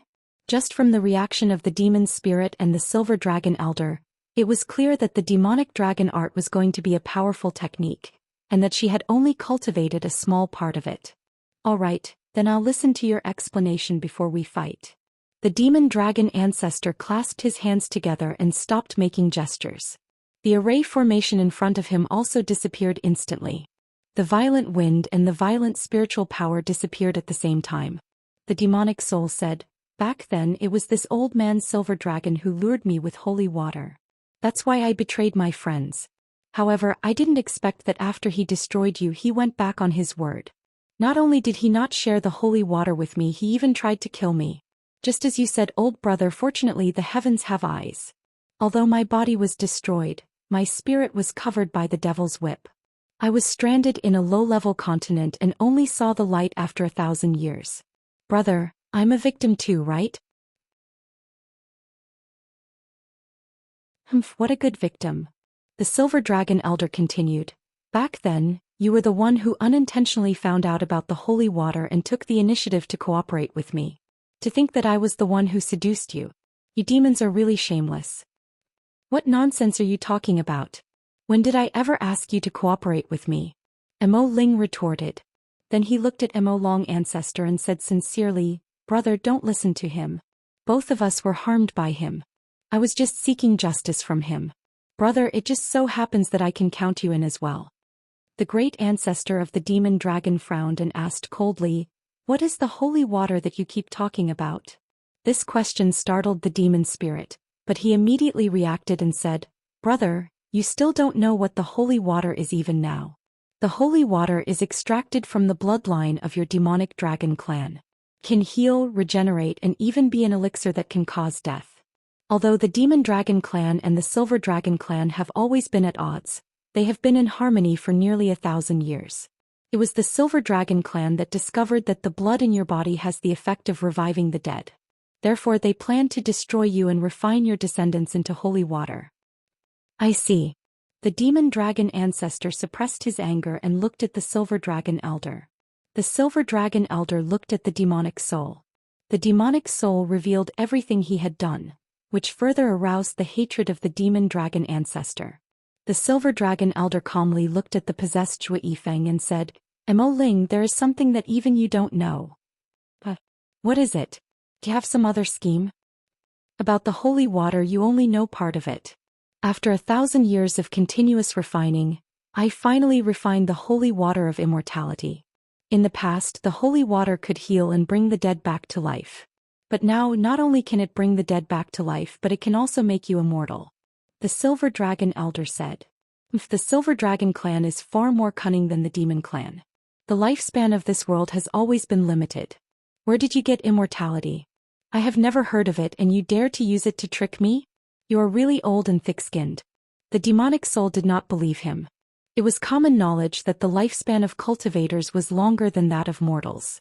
But whether it was decades or centuries, there was still a limit to one's lifespan. No one had ever reached the realm of immortality, so the demonic soul did not believe what the Silver Dragon Elder said. I am not lying. I am the best proof, the Silver Dragon Elder said. The Silver Dragon Elder said, You've only lived for 1,000 years because you've attached your soul to a spiritual weapon, but I've lived for 1,000 years with my body. I've already mastered the holy water of immortality. The Silver Dragon Elder looked at the demonic soul and threw him another olive branch. As long as you and I work together to completely destroy the demon dragon ancestor, I will give you the holy water. Not only can it help you become immortal, but it can also help you rebuild your body. Although this body of yours has completely fused with you, it's still not your own. How about it? Do you want to consider it? The Silver Dragon Elder's words tempted the demonic soul. Immortality and rebuilding his body were things he had always dreamed of, but he had never dared to think about it. Although he was tempted, he did not act rashly. The Silver Dragon Elder's words were too far-fetched for the demonic soul. Are you trying to tempt me again and then kill me again? I won't fall for the same trick twice. As Yun Ruian listened to the conversation between the three, her gaze inadvertently landed on Pai Batian, who was sitting in a corner. He still had one leg, but he was still alive. Yun Ruian's gaze landed on the finger of his left hand. Lin Qingqian's ring was still on his finger. Yun Ruian wanted to retrieve the ring immediately, but she suppressed that urge. The three men in front of her were clearly not on the same level as her and Liu Mo, and if she accidentally attracted the attention of any one of them, they could easily kill both of them with a wave of their hands. It was best to be cautious. In the corner, however, Pai Batian didn't want to stay put any longer. In fact, he hadn't fainted at all. He had only feigned death to save his own life. Now that the three of them weren't paying any attention to him, he wanted to take the opportunity to escape. However, he only had one leg and it was still bleeding profusely. If he didn't stop the bleeding in time, he would die from excessive blood loss. Although his current situation was dire, Pai Batian still felt a sliver of relief. He still had the bottle of holy water in his storage ring. Feeling dizzy, Pai Batian didn't even have the strength to crawl. Unable to care about anything else, he took out the bottle of holy water and gulped it down. The moment Pai Batian drank the holy water, the Silver Dragon Elder felt its spiritual energy. He extended a hand in Pai Batian's direction, and the bottle of holy water in Pai Batian's hand flew into his hand. However, Pai Batian had already drunk all of the holy water. This is the holy water I bestowed upon that man, and he drank it all. The Silver Dragon Elder tilted the bottle down, revealing that not a single drop was left. Now you can see for yourselves the power of the holy water, the Silver Dragon Elder continued. All of them turned to look at Pai Batian, who was still in the corner. Black scales were crawling out of the wound on his leg, becoming thicker and thicker until they formed the shape of a leg. That's the innate gift of rebirth, the Silver Dragon Elder exclaimed. Silver Dragon, you've really turned my children into holy water. The Silver Dragon Elder glared angrily at the Silver Dragon Elder. Then he waved his hand at Pai Batian, and the scales that had just formed the shape of a leg spontaneously combusted. Ah, my leg, my leg. Pai Batian screamed in pain, and the flames from the scales quickly spread to his entire body. He kept rolling on the ground in an attempt to extinguish the flames, but the flames grew bigger and bigger. In the end, Pai Batian turned into a fireball and stopped moving. When the fireball was extinguished, all that was left was a human-shaped charcoal. What a powerful demonic dragon fire. The silver dragon elder said as he looked at the demonic spirit again. The holy water is real. You saw it just now. As long as we work together to kill the demonic dragon great ancestor again, I will give you the holy water to regenerate your physical body. This time the demon spirit is really tempted. The silver dragon elder's eyes darted back and forth between the silver dragon and the demonic dragon. Do you really think that you can kill me by working together? The demonic dragon elder sneered. 1,000 years ago, if you didn't trap me in an illusion and use the 3 mirrors at the same time, do you think you can kill me? Demon spirit, I'm afraid you're not fated to get the holy water that the silver dragon elder spoke of. Demon spirit, don't be scared by him. The silver dragon elder said, no matter how powerful he is, he doesn't have a physical body anymore. Just a strand of his divine soul can't do much. If we work together, we have a good chance of winning. Alright then, let's try. The demonic dragon elder didn't waste any more words. He performed another hand seal and the sky changed color again. Demon spirit, let's go. The silver dragon elder urged. The demon spirit hesitated. It's not easy for me to see the light of day again. I can't risk being turned into ashes again. I can't. The demon spirit didn't advance. Instead he retreated. Silver dragon, the grudge between you and the demonic dragon elder has nothing to do with me. I won't get involved, the demon spirit said. But you caused me to lose my physical body 1,000 years ago. You owe me and I'll get it back from you. If you're lucky enough to survive this, wait for me at the Silver Dragon Palace on the Extreme Abyss continent. After the demon spirit finished speaking, a sword light appeared under his feet and he quickly flew towards the entrance of the cave.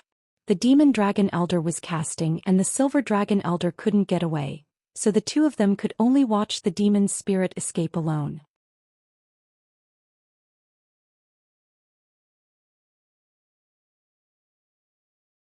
Chapter 437. Violent spiritual energy surged from the dragon patriarch's hand seals, and the silver dragon elder held the sky-turning mirror in his hand. He didn't know how he did it, but the sky-turning mirror suddenly enlarged and stood in front of him like a shield. Li Mo held Yun Ruoyan tightly in his arms to prevent her from getting hurt. If not for the two elders blocking the cave entrance, Li Mo would have already escaped with Yun Ruoyan. When the seals were formed, the demonic dragon ancestor pushed his hands towards the silver dragon elder and a terrifying pillar of spiritual energy shot out from the array before him. That pillar of light hit the silver dragon elder's sky-flipping mirror. With a crack, another crack appeared on the surface of the sky-turning mirror.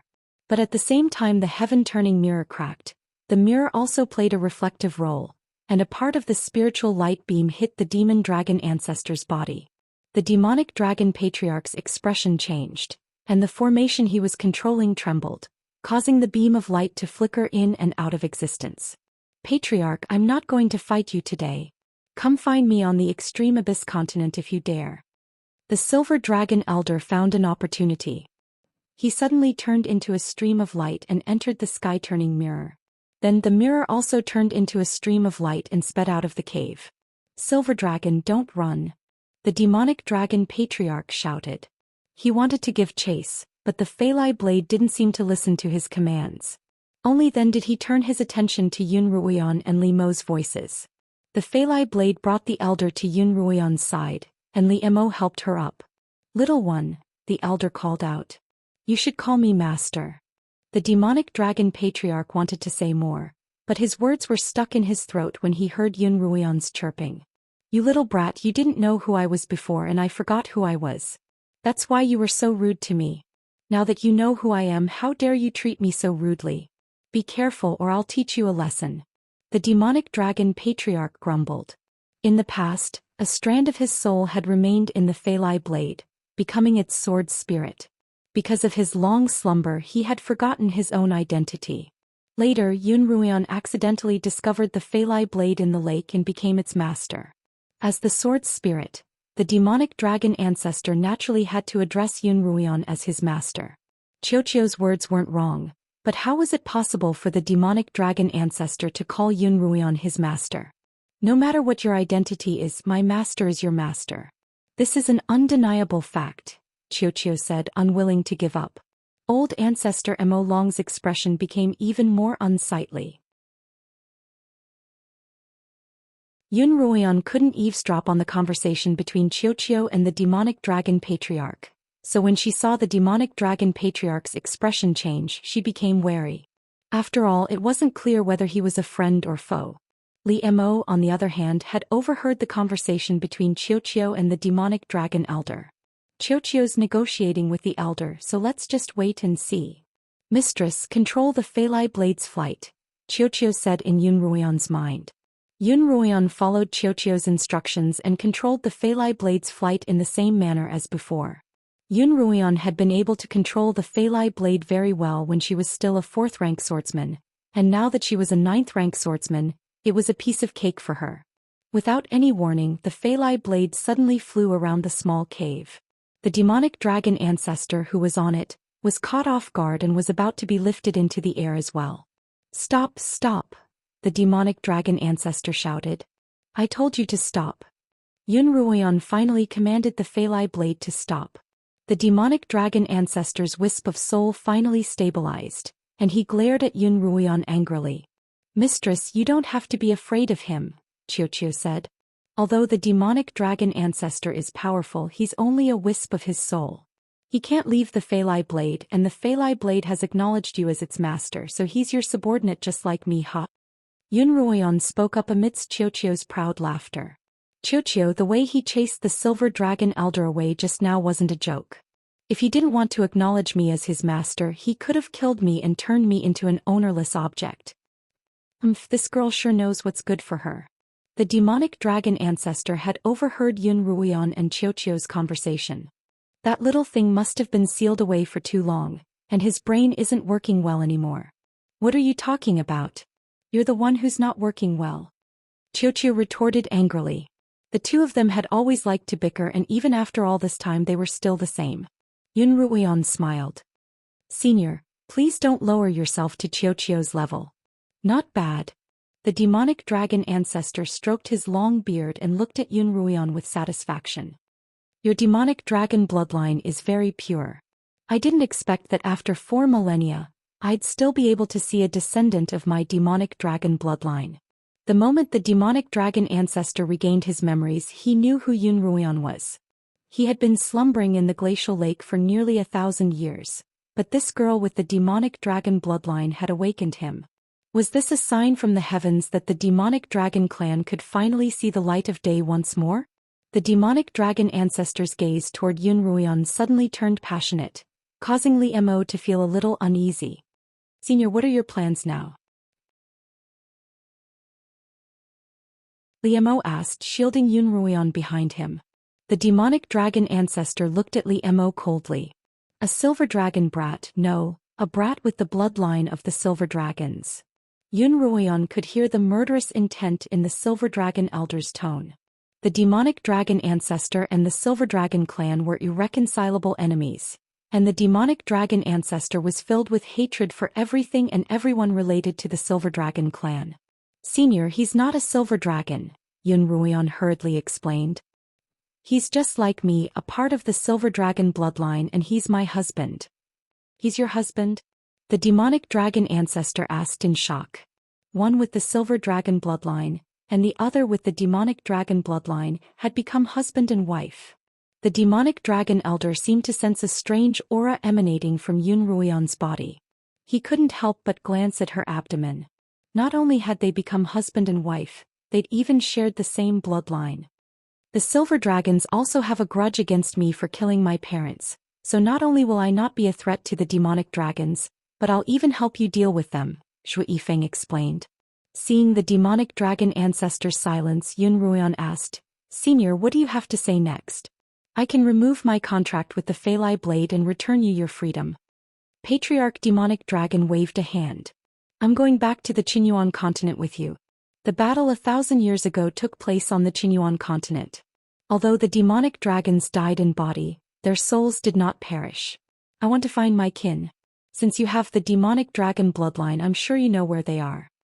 Yun Ruoyan didn't intend to tell the demonic dragon ancestor about the lair, because she was worried that he would try to resurrect his kin. In the past, Yun Ruoyan had never considered sacrificing herself. Now that she had Li Mo, a child, and a home of her own, she was even less willing to sacrifice herself. If the demonic dragon ancestor forced her, she would die with him. In that short period of time, Yun Ruoyan had already prepared for the worst-case scenario. What Yun Ruoyan didn't expect was that the demonic dragon ancestor would use a soul-harvesting technique to read her thoughts and learn of the existence of the lair from her mind. This shocked Yun Ruoyan, but the demonic dragon ancestor continued, "In the past I would have used any means necessary to sacrifice you in exchange for my master's rebirth, but there's no need for that now." "What do you mean?" Yun Rongyan and Li Mo asked at the same time. "What I mean is that there's no need for a successor of the demonic dragon bloodline, and my kin can be resurrected," the demonic dragon ancestor explained frankly.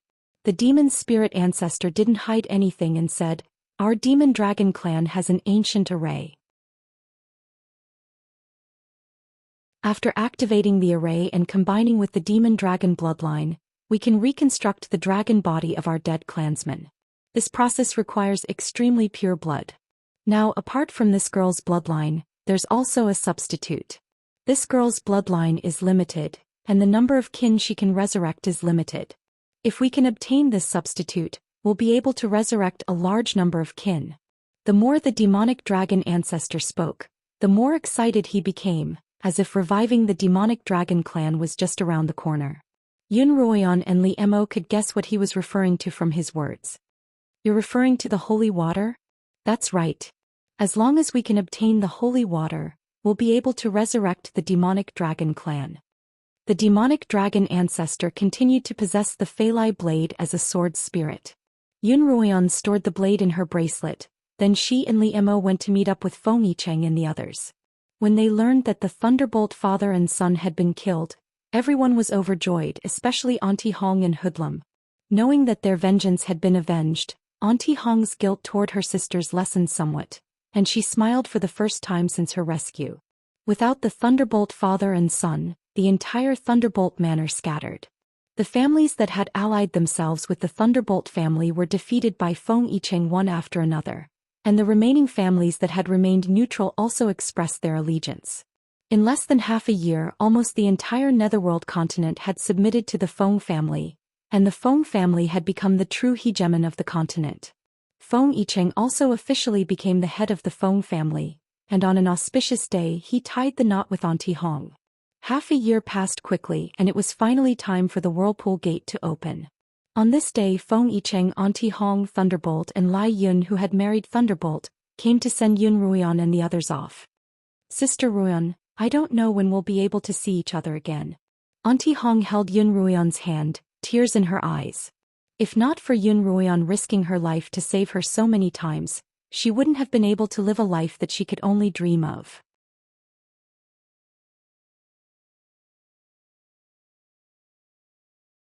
Chapter 438. Sister, don't be too sad. Yun Ruoyan looked at Auntie Hong's slightly protruding belly. "Be careful of the young master in there. You have to take care of yourself too. When you give birth you have to bring the child with you." "I'll be waiting for you," Auntie Hong said. After half a year Yun Ruoyan's belly was no longer small, and in another 3 or 4 months she would be ready to give birth. Yun Ruoyan hugged Auntie Hong lightly, then turned to Thunderclap. "I'm sorry I wasn't able to find your arm," Yun Ruoyan said apologetically. Thunderclap had been incinerated by the demonic dragon patriarch's spiritual fire, and so had Thunderclap's arm. "Don't worry, I'm already used to living without an arm," Thunderclap replied. As soon as he finished speaking, Lai Yun's voice rang out. "I'll take care of him. I'm his arm." Lai Yun's words were gentle, and Thunderclap's gaze toward Lai Yun was just as gentle. By the side, Feng Yicheng was bidding farewell to Li Mo. The two of them had become good friends ever since they'd first arrived on the Netherworld continent. "Brotherly, if you ever need my help in the future, please let me know," Feng Yicheng said. Yun Ruoyan continued, "There's no need for that. Right now, the two of us have a favor to ask of you." "What is it?" "As long as it's within my power, I'll do it." Feng Yicheng was no less grateful to Yun Ruoyan and Li Mo than to Auntie Hong, and he was naturally more than willing to fulfill their requests. "Feng Yicheng and Rong Yueshan came here with us from the Qingyuan continent, and we were supposed to take them with us when we left. However, the two of them are nowhere to be found," Li Mo continued. "Brother Feng, Please help us find them. Li Mo and Yun Ruian had already told Feng Yicheng and the others that Zhou Yifeng had been possessed by a demonic spirit, so they naturally knew what was going on. Of course, Zhou Yifeng has contributed greatly to the Feng family, and we'll do our best to find him. As for Rong Yueshan, how should we deal with her? Rong Yueshan killed a fellow disciple, and even if she were to be brought back to the Qinyuan continent, she'd still be sentenced to death, Yun Ruian replied. However, she's extremely cunning and won't be easy to deal with. In that case, since we've already caught him, we'll execute him on the spot, Feng Yicheng ordered. Yun Ruian didn't object. Li Mo's sister-in-law, it's time to go. Qin Feng looked at the surface of the sea in the distance. The clouds churned, and after a few times a large number of clouds began to gather. Under the guidance of some kind of force, they began to revolve in a certain direction. That was the sign that the vortex door was about to open. Sister Ruan, we can finally go home. Lin Qingchen sighed. Beside her, Lin Qingxue couldn't hold back her tears, partly because she was excited, and partly because she was worried about Zhou Yifeng's whereabouts. Over the past half a year, Lin Qingxue had searched the entire continent with the help of the city guards, but she still hadn't found any trace of Zhou Yifeng. Yun Ruian had told her that Zhou Yifeng had most likely left the continent, and that his life wasn't in danger. Only then did Lin Qingxue give up the search. Brother Qin, are you really not going back with us? Yun Ruian turned to Qin Feng and asked just as they were about to leave. One of the reasons they'd come here was to bring Qin Feng back to the Qinyuan continent. Now that the day had finally come, Qin Feng had chosen to stay. I don't have too many attachments on the Qinyuan continent anymore, and I've developed a deep bond with the city guards, Qin Feng continued. As for Zhou Yifeng, I have a feeling that he's still here. I'll stay here and continue searching for him. Since Qin Feng had already made his decision, Yun Ruian and the others didn't want to force him. Take care. Yun Ruian cupped her fists at the people behind her. Let's go. Li Mo's feet glowed with light as he lifted Yun Ruian into the air. Behind them, the Lin sisters and Lin Tianming also took to the skies. After 2 years of training, the two of them were both early-stage 9th-rank blade masters. Lin Qingchen in particular seemed to be on the verge of breaking through. On the other hand, because of her pregnancy, Yun Ruian's cultivation had stagnated at the peak of 9th rank, and she was only a paper window away from becoming a sword saint. At the right moment she would be able to break through that barrier. Qingxue, you two go first. Li Mo slowed down, allowing the Lin sisters to enter the vortex first. He and Yun Ruian followed closely behind in case any turbulence occurred. The Lin sisters carried Lin Tianming's wheelchair and flew into the vortex first, with Li Mo and Yun Ruian following closely behind. Together they were swallowed up by the vortex. At the same time, outside the city lord's manor, which had long since been abandoned, a sneaky figure darted into the manor. This woman was none other than Rong Yueshan. She'd been on the run for the past 6 months. After the death of the Li father and son, she had no one to rely on, and she knew that if she were caught by Yun Ruian she would undoubtedly die. Even if she managed to return to the Qinyuan continent, Kongming Academy wouldn't let her off easily. As such, Rong Yueshan decided to remain here until Yun Ruian and the others left. Today was the opening of the vortex, and Rong Yueshan made use of this opportunity to sneak into the city lord's manor. Half a year ago, the Thunderbolt Manor had been occupied by the Feng family, and Rong Yueshan had fled in a hurry. Before she left, she had stashed away quite a few spirit stones in a secluded corner of the manor. As long as she could find these stones, she would be able to continue her cultivation in the future. Rong Yueshan hurried to the back of the manor where she had once lived. The back of the manor was a storeroom, and all of the spirit stones that she had accumulated were stored there. Rong Yueshan entered the storeroom and began her search. Just as she was clearing out a corner of the room, her gaze suddenly landed on a broken mirror. The surface of the mirror was covered in a thick layer of dust, but it looked very familiar. Rong Yueshan's eyes widened, because she suddenly remembered where she had seen this mirror before. Once she had overheard a conversation between the Li father and son, and they were talking about a mirror that could turn the skies upside down. At the time she had peeked into the room from outside, and she had seen that mirror in Li Yan's hands. Rong Yueshan held the mirror in her hand and used her hand to brush away the dust on the mirror. Suddenly she felt a sharp pain in her hand. The broken glass on the mirror had pricked her finger, and blood was dripping from the wound onto the mirror. The drop of blood quickly melted into the surface of the mirror, and the dim surface of the shattered mirror suddenly lit up. An old man in silver-white robes appeared within the light. It was the Silver Dragon Elder. Back then, the Silver Dragon Elder was no match for the demonic dragon patriarch, so he had wanted to use the sky-turning mirror to escape. However, the mirror had been destroyed, and the Silver Dragon Elder had been unable to open a passage back to the extreme abyss continent, nor could he leave the mirror. Thus, he had been trapped inside until Rong Yueshan discovered the mirror and repaired it with her blood. Rong Yueshan stared at the Silver Dragon Elder who had suddenly appeared. Although she had never seen him before, she had heard of him more than once from Thunderbolt Batian, so she quickly recognized him. With a plop, before Silver Dragon Zhonglai could ask anything, she knelt down in front of him. "Senior, please accept me as your disciple and take me away from here," Rong Yueshan said without hesitation. In an extremely secretive cave on the Nether Abyss continent, Zhou Yifeng and the demon spirit were engaged in a great battle of possession. Although he had agreed to fuse with the demon spirit's soul, Zhou Yifeng clearly wasn't willing to let his body be taken away just like that. Thus, he still retained a trace of his consciousness during the fusion process. Because of this, he now had a chance to contend against the demon spirit. Zhou Yifeng's face alternated between red and white. When it was red, it was the demonic dragon's sinister voice, and when it was white, it was Zhou Yifeng's voice. "Zhou Yifeng, what do you want?" the demon's spirit yelled, desperately grabbing his other hand to prevent himself from strangling him to death. As soon as he finished speaking, Zhou Yifeng's red face instantly turned snow white. Zhou Yifeng continued, "I said that if there comes a day when I can't control myself, I will kill myself. In short, I will not leave my body for you to do evil with. Which eye of yours saw me do evil?" The demon's spirit anxiously yelled, "I have never used your body to do evil. That's because I still have a sliver of my divine sense that can restrain you. If I wait until I'm suppressed by you, I'm afraid that you'll do all sorts of bad things. If that's the case, I might as well die with you as soon as possible." Zhou Yifeng tightened his grip even more. The demon's spirit couldn't separate from Zhou Yifeng's body. Zhou Yifeng really strangled him to death, the demon spirit would die with him. Of course he couldn't let that happen. "Stop. I promise to return your body to you," the demon spirit cried. Zhou Yifeng didn't believe it. Only when the demon spirit told him what he was thinking did Zhou Yifeng remove his hand from his neck. "Are you telling the truth?"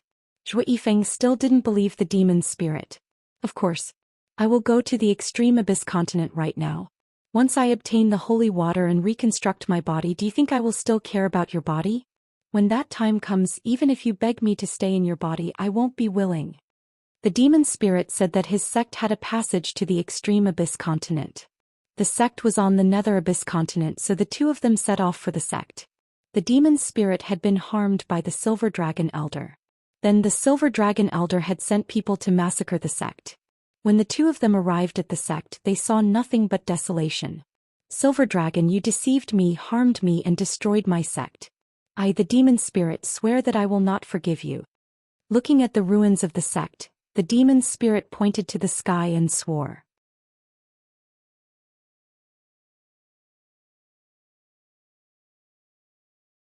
Chapter 439. Kongming Academy, top floor of the Southern Tower. A few elders stood in front of the all-seeing mirror, observing the changes occurring on its surface. The sea of clouds began to churn, forming a vortex that grew larger and larger. Clouds began to gush out of the vortex, forming a door. "I wonder how many will be able to return this time." No one can say for sure, but with Li Mo around, at least one of them should be able to make it back alive. That's right. With him around, each of our courtyards should be able to save at least one. Let's wait and see. We'll know once they're out.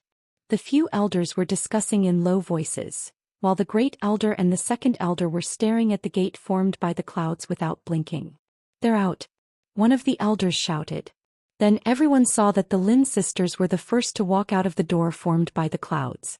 What puzzled everyone was that the Lin sisters were carrying a wheelchair, and on the wheelchair sat a middle-aged man. Yun Ruoyan and Liemo walked out from behind the three of them.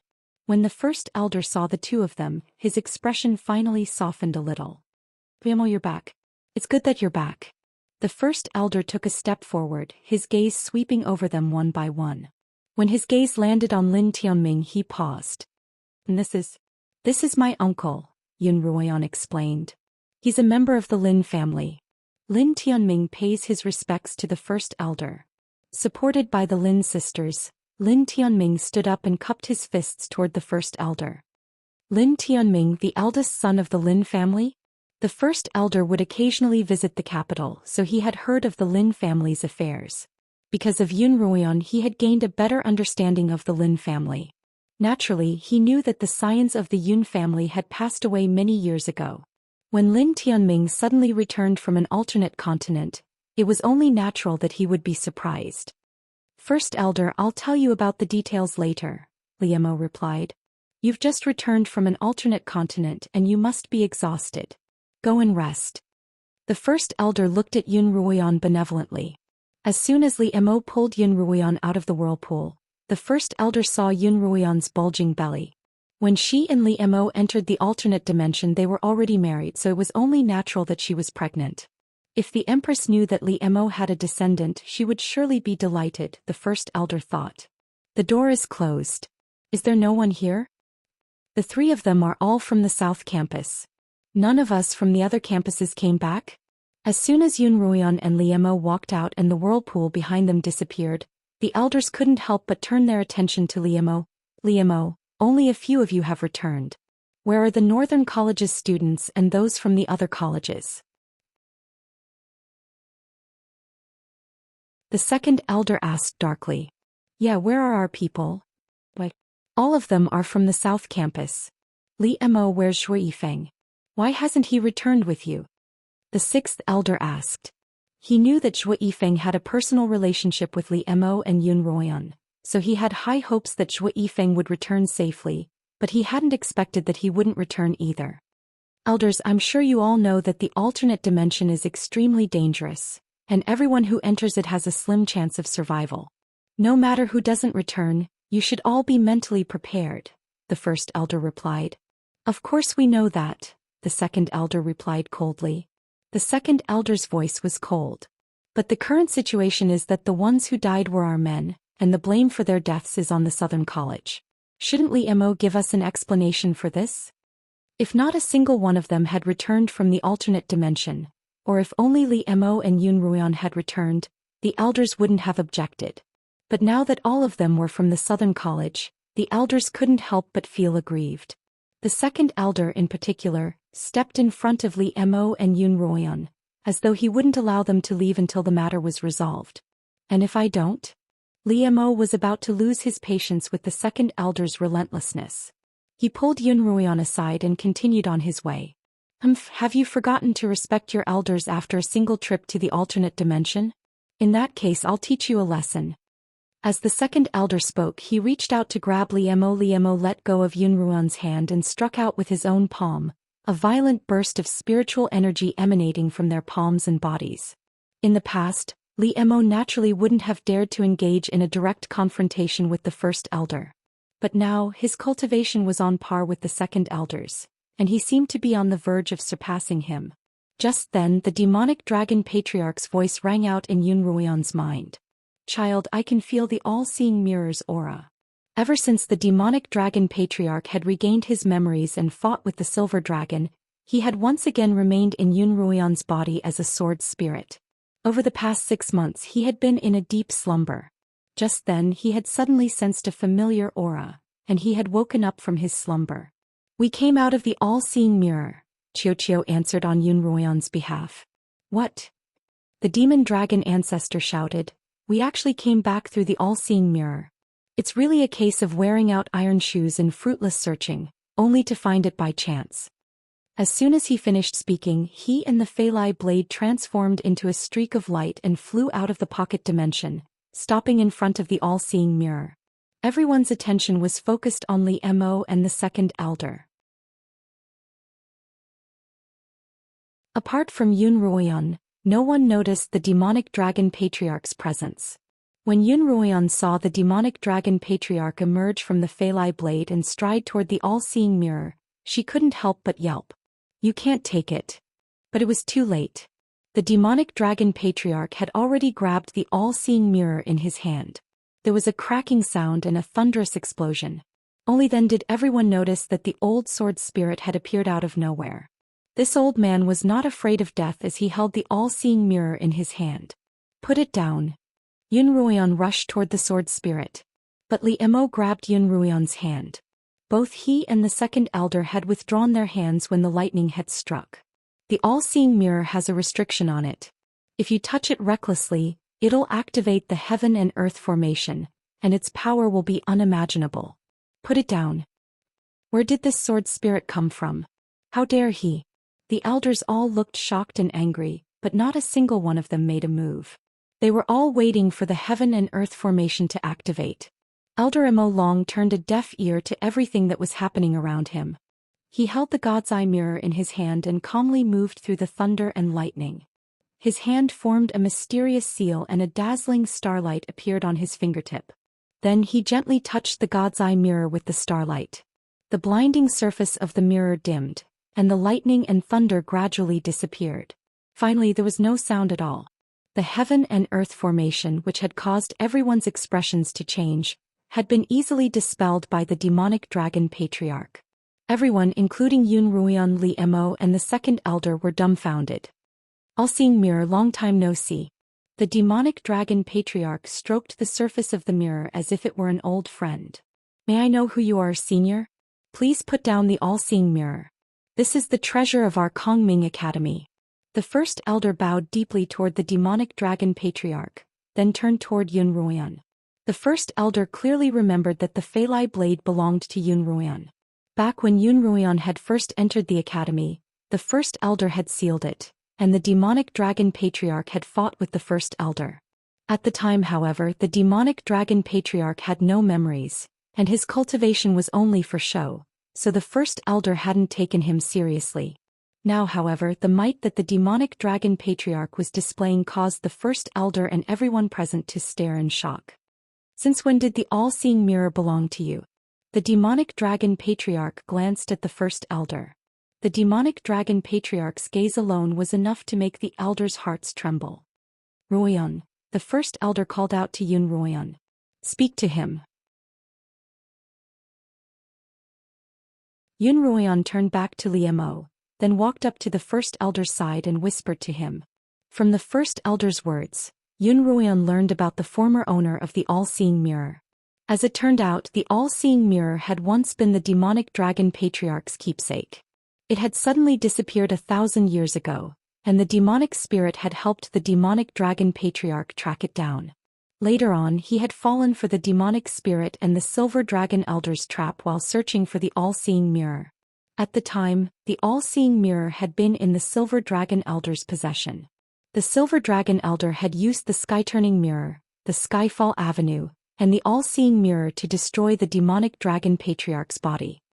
In the process of my resistance, all three of the mirrors were heavily damaged.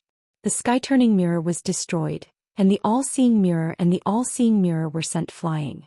"I didn't expect to see it again today," the demonic dragon elder began. "This formation is the mirror's own defensive mechanism. Those who don't know how to control it won't be able to control it, and it's been waiting for its master to arrive." The demonic dragon elder's last sentence was so loud that all of the other elders heard it. Although the all-seeing mirror had always belonged to Kongming Academy, the elder's display of power left no room for doubt. "Little girl, I was thinking of creating a teleportation array to get to the extreme abyss continent, but there's no need for that now. We can use the all-seeing mirror to enter whenever we want." Without giving Yun Ruoyan a chance to speak, the demonic dragon patriarch stuffed the mirror into his robes.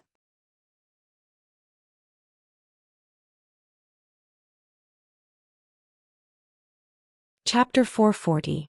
The elders watched helplessly as Demon Dragon Ancestor kept the God's Eye mirror in his arms.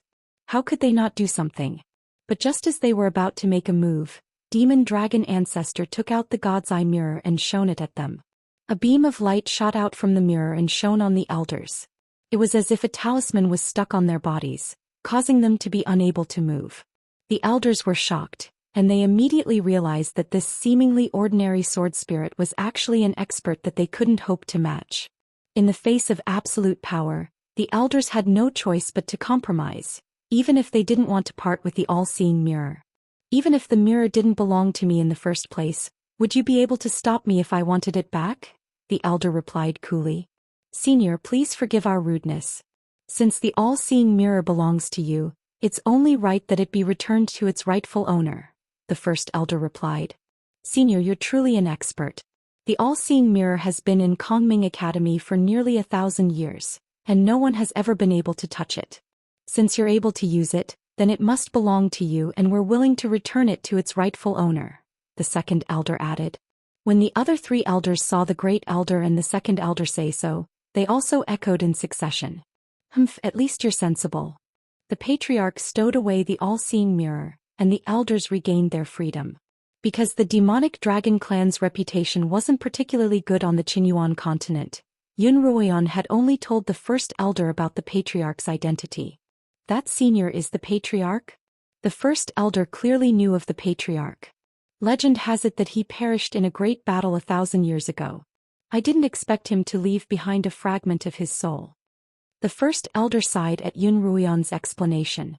The demonic dragon clan and the silver dragon clan will have a great battle in the near future, Liemo replied. I thought that I'd have to wait a long time before I could seek revenge against the first elder of the silver dragon clan. I didn't expect that I'd have a chance so soon. The first elder's eyes lit up. Liemo Ruoyan, the Empress knows that you're returning today, and she's specifically instructed that you go to the Beast King's castle. Before we go see Mother, there's a place we have to go first. That night Yun Ruoyan, Liemo, and the first elder entered the trial through the all-seeing mirror. The 3 of them dove into the icy lake and swam toward the demonic dragon grotto. I can feel my people. It's been 1,000 years. I'm finally back. The elder's excited voice rang out in Yun Ruoyan's mind, and the Phalai blade flew out of the bracelet's pocket dimension. The elder steered it toward the source of the aura. Yun Ruoyan, Liemo, and the first elder followed closely behind him. My people, I'm back. Demon Dragon Ancestor's voice echoed throughout the entire cold pond. Then the roars of dragons rose and fell from the bottom of the lake. When the 3 of them reached the bottom of the lake, they saw the demonic dragon's soul prostrating in front of the demonic dragon's ancestor. Patriarch, you actually didn't die. Our patriarch didn't die. Our demon dragon clan finally has hope. Great, we have hope. Dragon roars rang out from behind the demonic dragon's soul. 1,000 years ago I was harmed by a scoundrel and I implicated everyone. The demon dragon elder's eyes were brimming with tears, and the demon dragon soul's 2 bell-like eyes were also dripping with large drops of crystal tears. Now that I'm back, I'll do everything in my power to revive all of you and revive the demonic dragon clan, the elder promised to all the dragon souls in the grotto. After nearly 1,000 years of silence, the grotto suddenly erupted with an earth-shattering dragon roar. This is Yun Ruoyan. Once the grotto quieted down, the demonic dragon patriarch pointed at Yun Ruoyan. Everyone should know her. She's the inheritor of the demonic dragon bloodline, and I hereby announce that she'll be the temporary elder of the demonic dragon clan. Elder Mo Long's words caused an uproar among the crowd. Yun Ruoyan was even more dumbfounded. Patriarch, what do you mean by this? Liemo asked before Yun Ruoyan could. The patriarch's decision was very sudden. Not only had he not discussed it with the 2 of them beforehand, he hadn't even revealed a hint of it. What I mean is that I'll hand over my position of elder to that little girl, Yun Ruoyan. Haven't I made myself clear enough? The elder said matter-of-factly, ignoring the shocked expressions on Yun Ruoyan's and Liemo's faces. Patriarch, this is just your wishful thinking.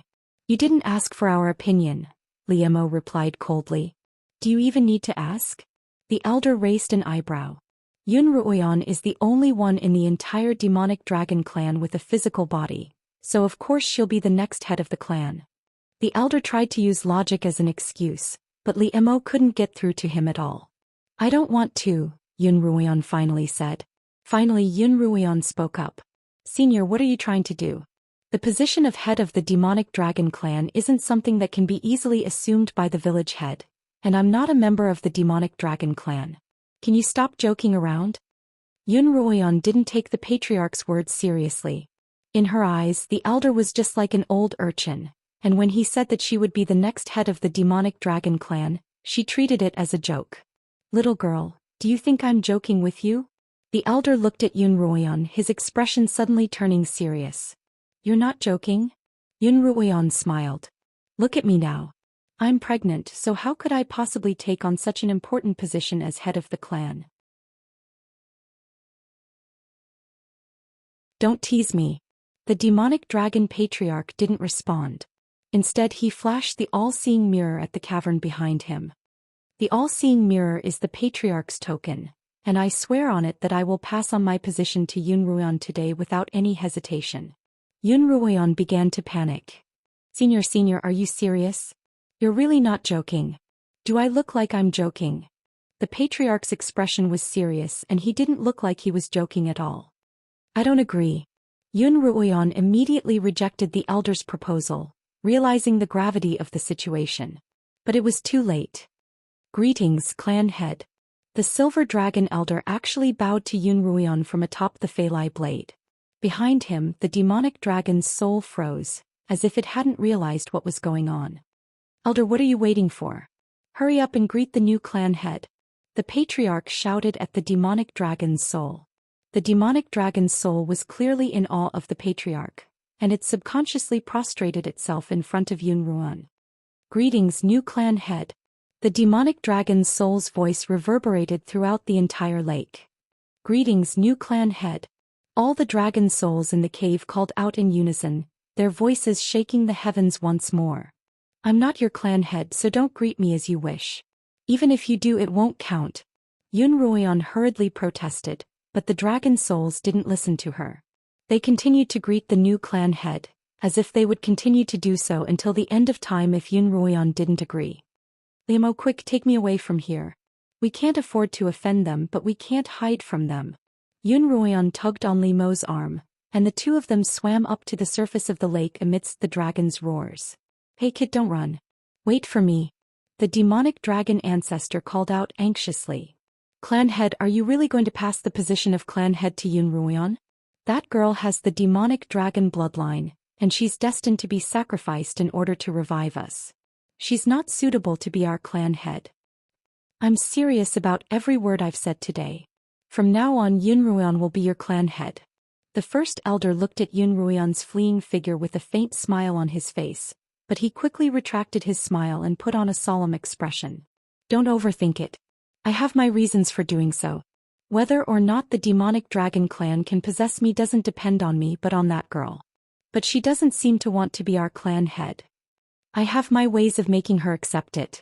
The demonic dragon ancestor smiled once more. Yun Ruoyan, Liamo, and the first elder hurriedly emerged from the lake, followed by the demonic dragon ancestor. Although the demonic dragon ancestor didn't try to force Liamo to take up the position of clan head again, Yun Ruoyan didn't dare to argue with him. However, he was an elder and Yun Ruoyan didn't want to bicker with him.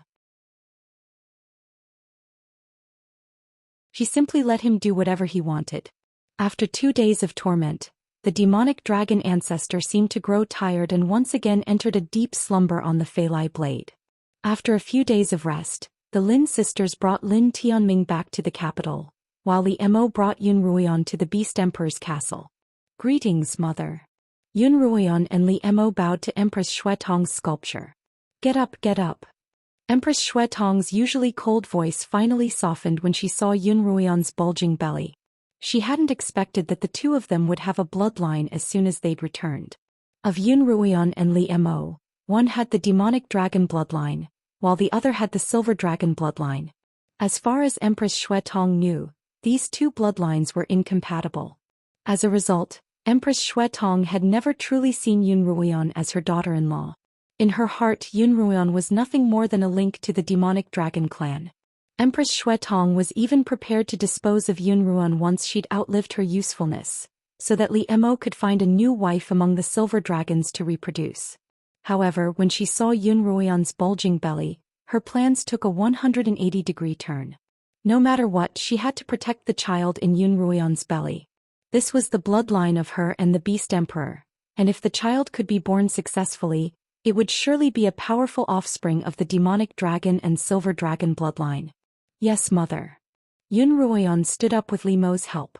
Because of her new motherhood, Yun Ruoyan had grown much more plump, and her entire body seemed to radiate vitality. Ruoyan, you must take good care of yourself. Nothing is more important than your child right now, understand? Empress Xue Tong's tone was filled with concern. Yun Ruoyan's heart was moved. From the first time she'd met Empress Xue Tong, she'd felt her cold demeanor. Although the Empress had tried her best to appear gentle, Yun Ruoyan had still sensed it. Although she wasn't disappointed, she still felt a little uncomfortable. But now Yun Ruoyan could clearly feel Empress Xue Tong's concern. Mother, don't worry. I'll take good care of myself. After some small talk, the three of them got down to business. I've received word from the first elder that the demonic dragon patriarch is with you, Empress Xue Tong said. That's right. He'd like to meet you, mother, Yun Ruoyan replied, and a black light flew out of her pocket dimension. The Feilai blade stopped in front of Empress Xue Tong, and the demonic dragon patriarch sat on it. The holy maiden of the Silver Dragon clan, the elder announced, looking at Empress Xue Tong's sculpture. Greetings, patriarch, Empress Xue Tong replied.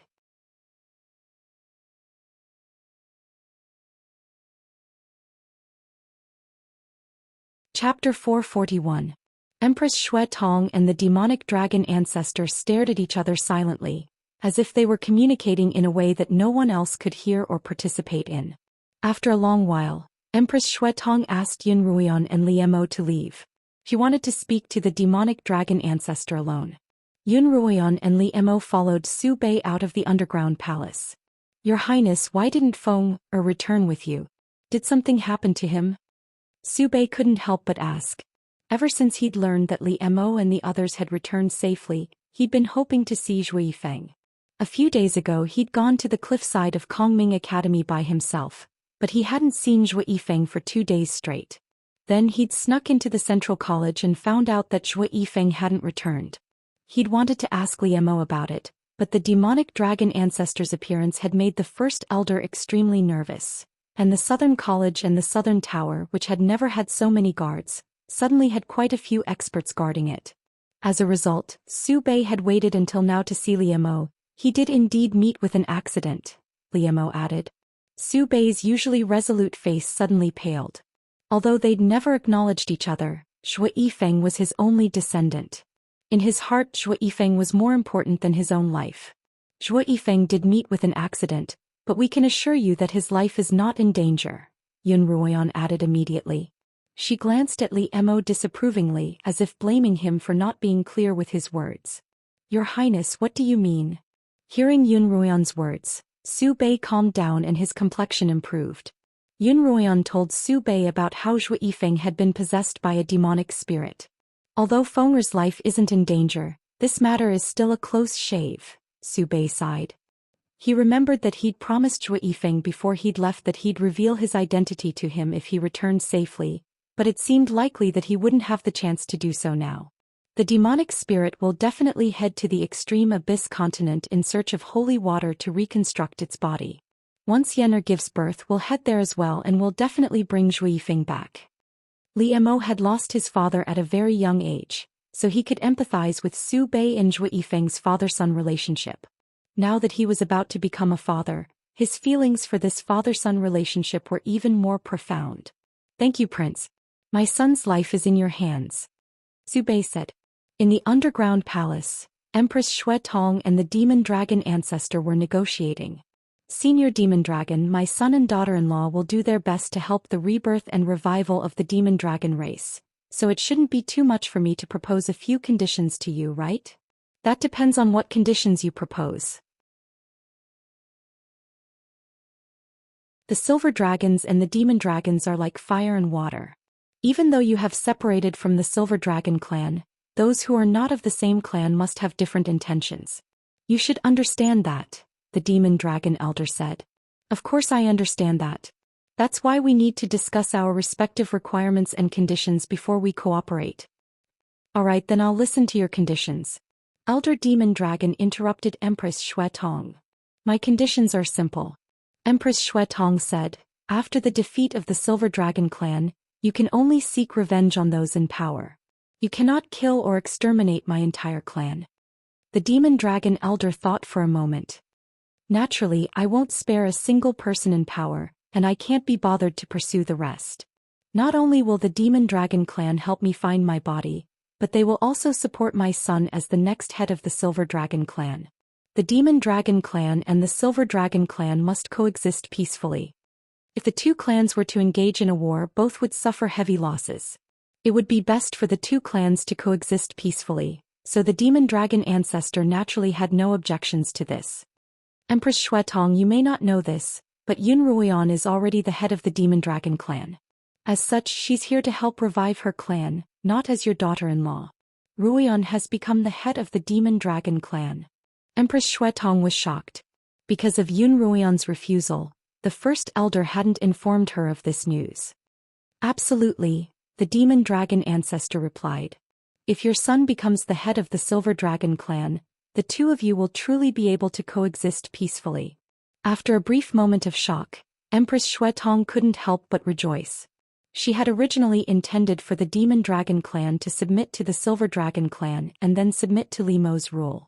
However, she knew that the demon dragon ancestor wouldn't agree, so she didn't say it aloud. But now that Yun Ruoyan had become the head of the demon dragon clan, the demon dragon clan would naturally be under Li Mo's rule. If Empress Xuetong hadn't been a statue, she would have been grinning from ear to ear. However, the cold statue completely concealed her expression. She controlled her voice to make it sound even colder. All right, since we've come to an agreement, let's discuss this matter with the two children, Empress Xuetong said. Because the Feilai blade couldn't be too far away from Yun Ruoyan, she and Li Mo had been standing by the entrance of the underground palace the entire time. When they heard Empress Xuetong's summons, they immediately walked in. Empress Xuetong informed the two of the results of her negotiations with the demon dragon ancestor. Ruoyan, why didn't you tell me that you've become the head of the demon dragon clan? Empress Xuetong asked, not at all blaming Yun Ruoyan.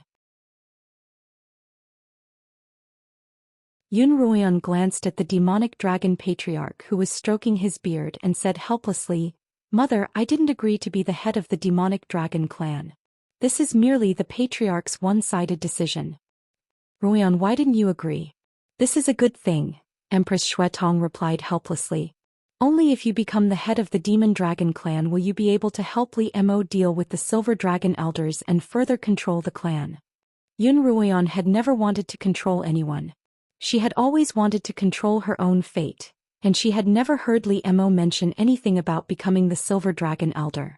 As a result, she wasn't very interested in the decision that Empress Xuetong and the demon dragon ancestor had made.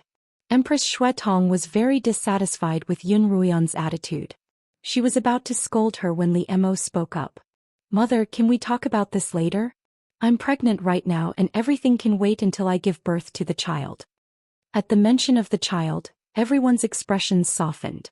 This child, who possessed both the bloodlines of a demonic dragon and a silver dragon, was everyone's precious treasure. Yun Ruoyan finally agreed to go back and consider the demon dragon ancestor's proposal. The group bade farewell to Empress Xuetong and left the castle. The two of them left the castle and headed towards the imperial city. When the sky was about to turn dark, the two of them arrived at the imperial city. After 2 days of traveling, Yun Ruoyan was exhausted, and Li Mo brought her directly to the slaughtering king's manor. Li Luo had long since received news of their arrival, and she had prepared everything for their arrival. Yun Ruoyan dismounted with Li Mo's help and smiled at the servants who were waiting for her. Your Highness consort, you're finally back. Li Luo walked up to Yun Ruoyan, her eyes slightly red. Yun Ruoyan held Li Luo's hand. Sister Li Luo, you should be happy that we've returned safely.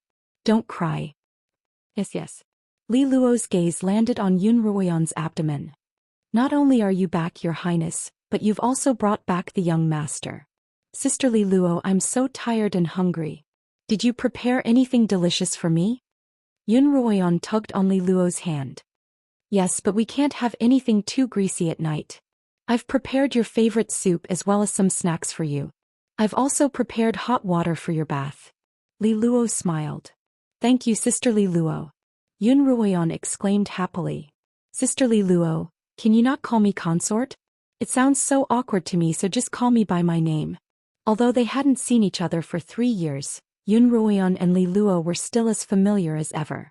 The two of them walked hand in hand as if they were sisters, leaving Li Mo behind.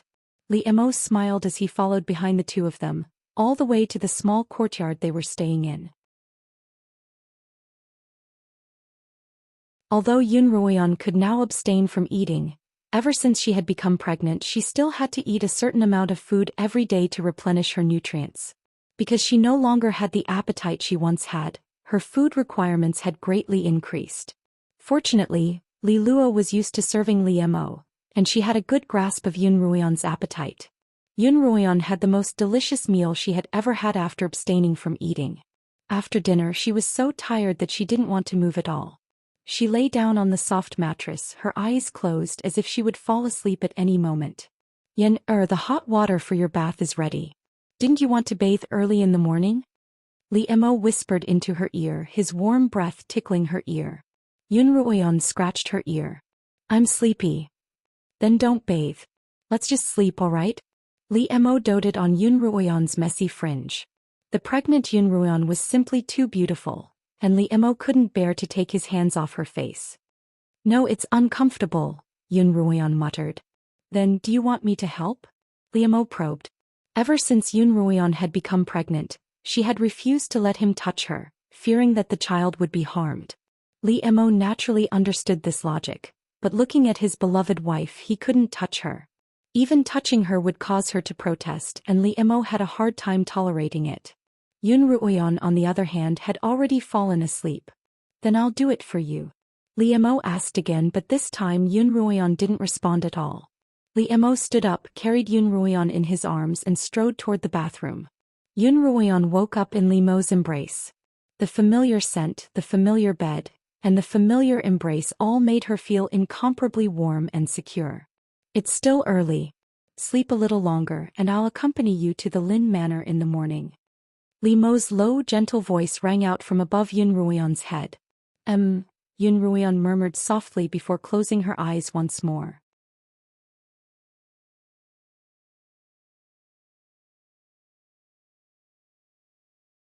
Chapter 442. By the time Yun Ruoyan opened her eyes again, the sky was already bright. Li Mo wasn't by her side. She stretched lazily, lifted her blanket and got up. She was wearing a new set of pajamas that smelled faintly of flowers. Ruoyan, you're awake. Li Luo pushed open the door, holding a stack of clothes in her hands. Behind her was a maidservant carrying a pot of hot water. Where's Li Mo? Yun Ruoyan asked. Su Bei came early in the morning. Something must have happened. The two of them are in the study now. Li Luo helped Yun Ruoyan wash up and change her clothes, then she went to the study. Su Bei had already left and Li Mo was the only one in the study writing something. Hearing footsteps, Li Mo looked up to see Yun Ruoyan dressed in a light red dress, as beautiful as if she had walked out of a painting. She'd once worn a veil because she was weak, but now not only did she have Li Mo's protection, but she was also a powerful cultivator. At the very least she wouldn't be able to find a worthy opponent on the Qinyuan continent, so there was no need for her to hide. Thus, even though she was pregnant, it did not affect her peerless beauty. Li Mo stretched out his hand and Yun Ruoyan walked over and placed it in his large palm. What are you writing? Yun Ruoyan smiled. Li Mo pulled Yun Ruoyan into his embrace. You might not know this, but in the 3 years that we were away, the Li Kingdom has undergone some changes. What changes? The emperor has passed away, the crown prince has been silenced, the empress has been banished, and the second prince, Li Qianyuan, is in charge. Li Mo's tone was as calm as ever. Although he was the slaughtering king of the Li Kingdom, he had no connection to the imperial family, and he had no interest in the struggle for power. Yun Ruoyan, on the other hand, was shocked beyond belief. Li Qianhan's in such a state now. Won't this change affect him? The only person in the imperial family who Yun Ruoyan had any sort of relationship with was the third prince, Li Qianhan. Li Mo frowned. You're more concerned about my nephew than the Yun family. It's not that Li Mo is jealous, but it's uncomfortable for his wife to be concerned about another man. You already said that he is your nephew, so he should also be my nephew. He should call me auntie, so I naturally have to care about him. Yun Ruoyan smiled. As for the Yun family, I don't have to worry at all. My brother and father are here, and Li Qianyuan has some connection to the rate of fortune. Even if he doesn't benefit from it, the Yun family won't be any worse off. Yun Ruoyan still remembered that on her grandmother's birthday, Li Qianyuan had given her a pearl scepter. Li Qianyuan's mother and Yun Ruoyan's grandmother were familiar with each other, and Li Qianyuan had even visited the Yun manor with his mother when he was young. However, he didn't have much interaction with Yun Ruoyan, and that was all she knew. Yun'er is smart. You are right. According to our intelligence reports, Yun Lan has long since pledged his allegiance to Li Qianyuan, and the Yun family has contributed significantly to his ascension to the throne. As for Qianhan, he's one of my men and no one would dare touch him. It was common knowledge that Li Qianhan had always been close to Li Mo. Moreover, he had no interest in power, so he wouldn't become a target for those vying for power. A year ago, the far-sighted king rebelled, and your brother Yun Ma Xiao was appointed the commander-in-chief of the rebellion. He's still on the battlefield, but he's won many battles in a row. If nothing unexpected happens, he'll be back by the time our child is born. I know a little about my brother's abilities, Yun Ruoyan replied. But why would the far-sighted king rebel all of a sudden? The previous far-sighted king was a demon in disguise, which was why he caused so much trouble. But isn't the current far-sighted king supposed to be real? Why would the real far-sighted king suddenly rebel? Yun Ruoyan didn't understand. Could it be that the fake far-sighted king is causing trouble again? No, that fake far-sighted king has already been destroyed by your brother, Li Mo replied. This time the real far-sighted king is rebelling. As for the reason, we'll know when Li Qianxiao brings him back for trial. Yun Ruoyan nodded. Li Mo grabbed her hand with one hand and placed the other on her abdomen. There's one more thing. Su Bei came this morning and he said that beastmen have been disappearing for no apparent reason, but he hasn't been able to find the cause. I sent Su Bei over first, but he's not sure what's going on. I sent Su Bei over first, and I'll accompany you to see grandfather in the morning. Is the matter very serious? How many people have gone missing? Yun Ruoyan asked. If it weren't, Su Bei wouldn't have bothered Li Mo at such a time. More than 20 people have gone missing.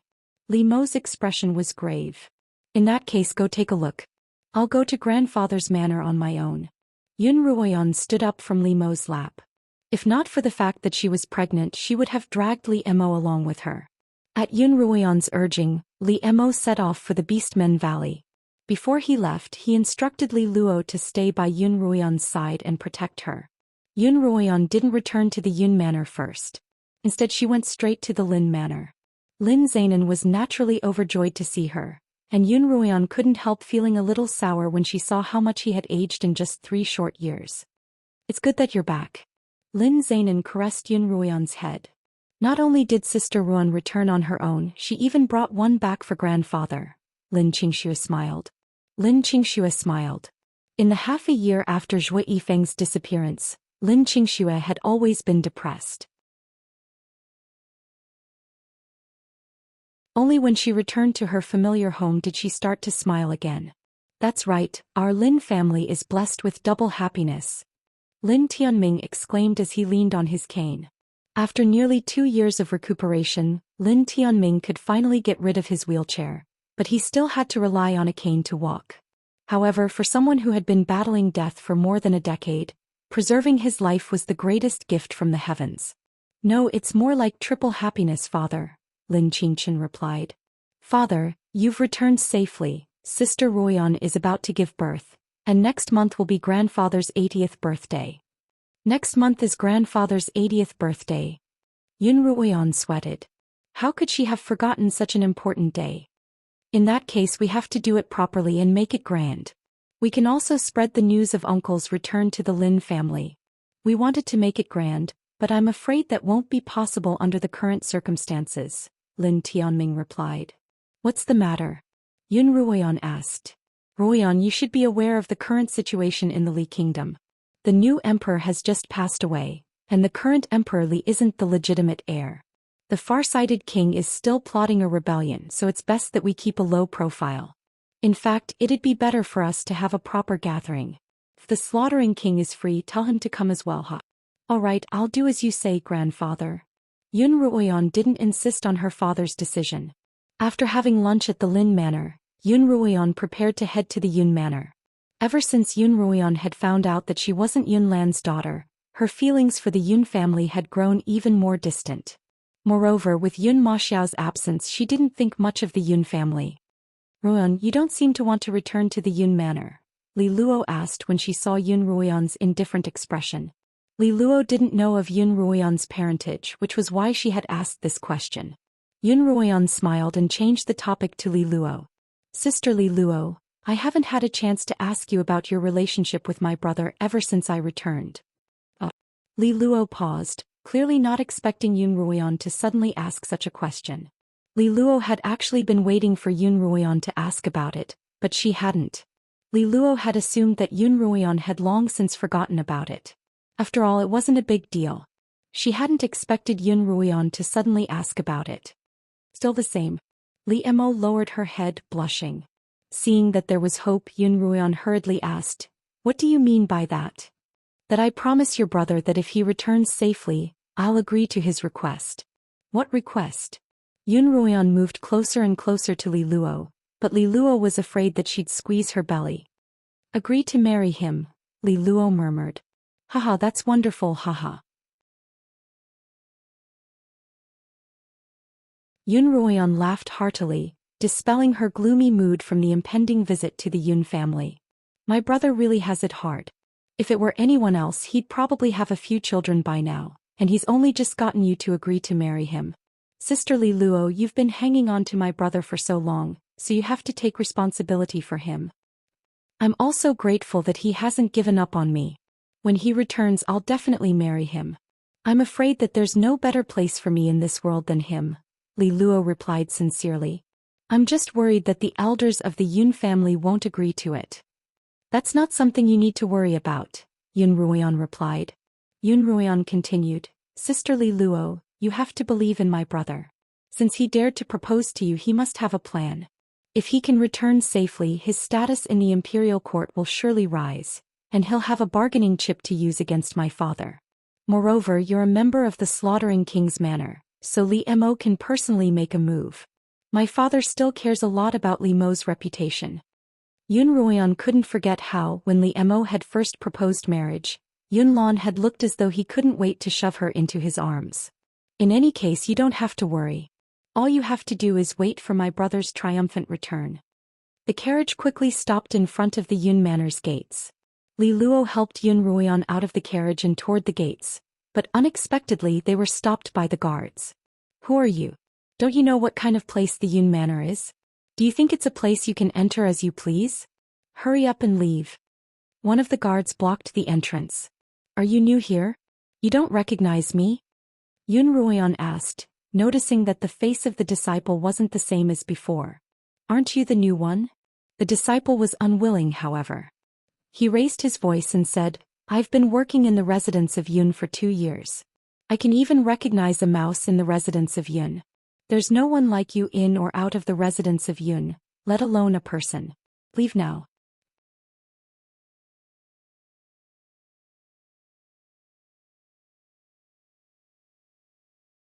Chapter 443. Li Luo raised her hand and gave the disciple a slap. The disciple didn't have much cultivation, so he was slapped to the ground by Li Luo. Blood flowed from his nose and mouth. "You're blind, you dog." Li Luo cursed. "This is the consort of the Slaughtering King's Manor, the eldest daughter of the Yun Manor. How dare you point fingers at her? Are you tired of living?" "What? Sin. I'll go report this." The guard finally reacted and scrambled back into the manor.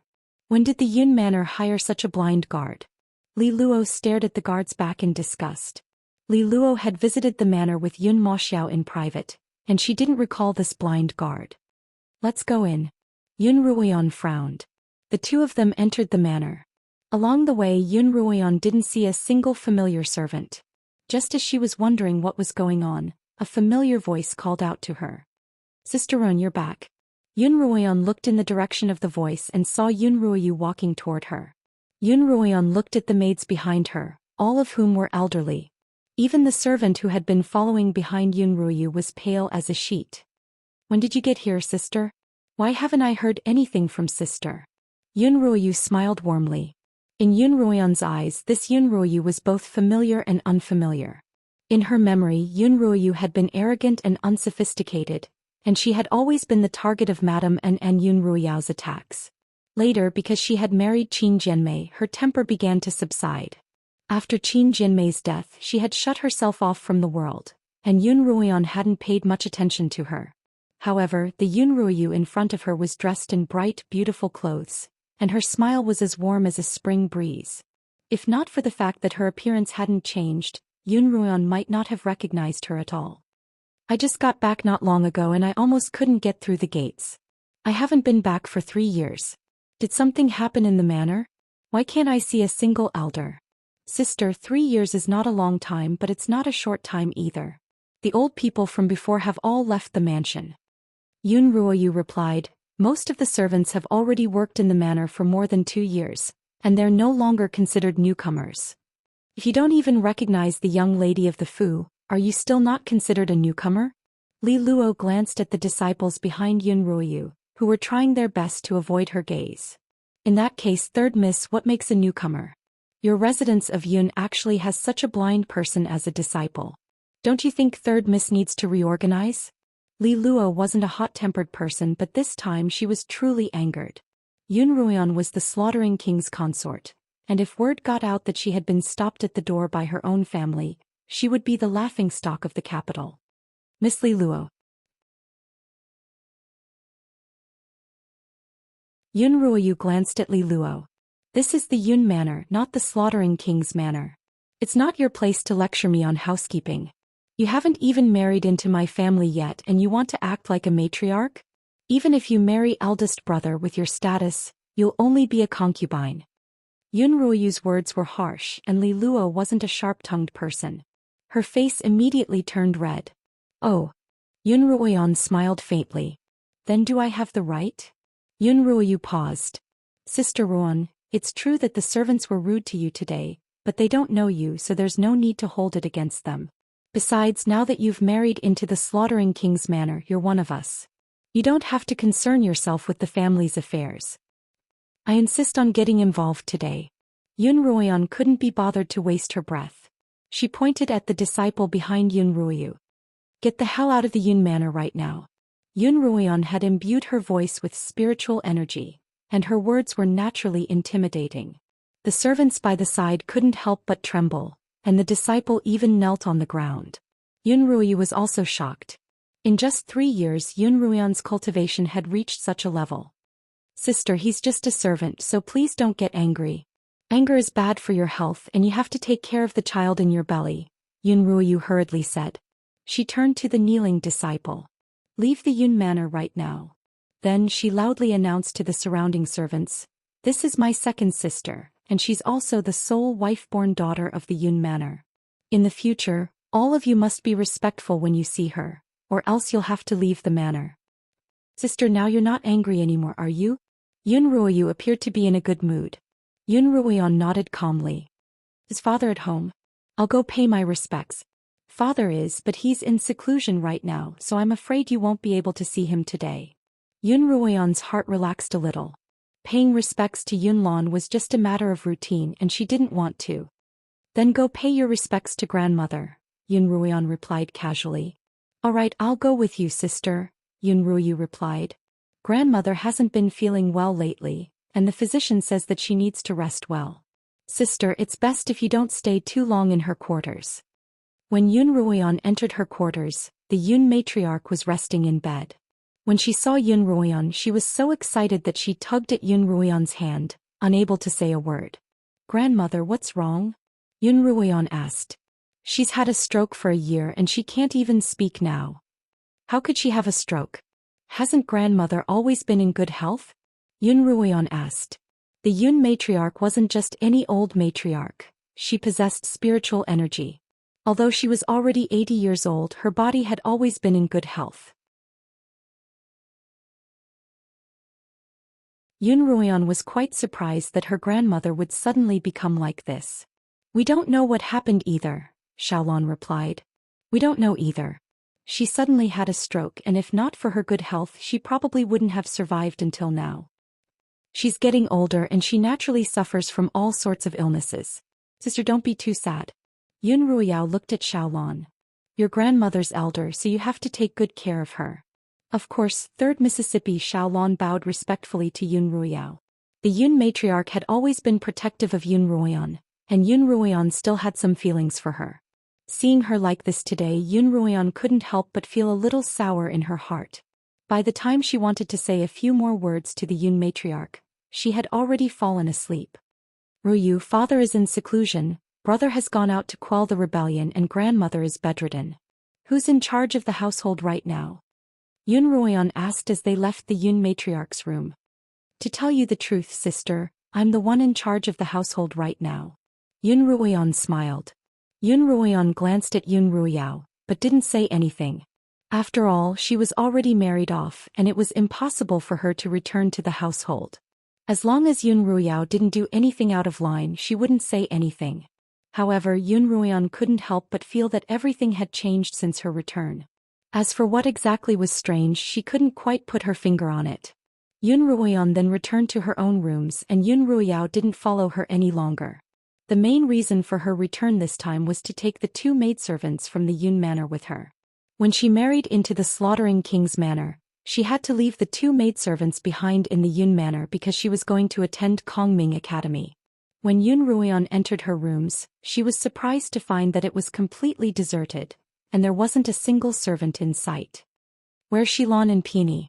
Yun Ruoyan asked. They're married, Yun Ruiyao replied matter-of-factly. Yun Ruiyao replied matter-of-factly, I've been gone for 3 years and the 2 girls have grown old. They've also found lovers in the manor, so I decided to help them arrange their marriages. Where are they now? Yun Ruoyan subconsciously felt that this matter wasn't as simple as Yun Ruiyao had made it out to be. I've already sent someone to call them. Please wait a moment, sister. Yun Ruoyan didn't have to wait long before Xilan and Peony were led into the room by one of the maidservants, each with a child behind them. Miss. When the 2 maidservants saw Yun Ruoyan, their eyes reddened as they kowtowed to her. Hurry, get up. Yun Ruoyan hurriedly went to help them up. She looked at the boy and girl behind the 2 maidservants and was rather surprised. The 2 children looked to be only 2 or 3 years old. Could they be? Bao Ajiao, come and kowtow to Miss. Peony immediately pulled the 2 children along. There. Oh, this boy is my child, Peony replied. Ajiao is Xilan's child. You 2 already have children and they're all grown up. Yun Ruoyan smiled. I didn't expect that it had only been 3 years.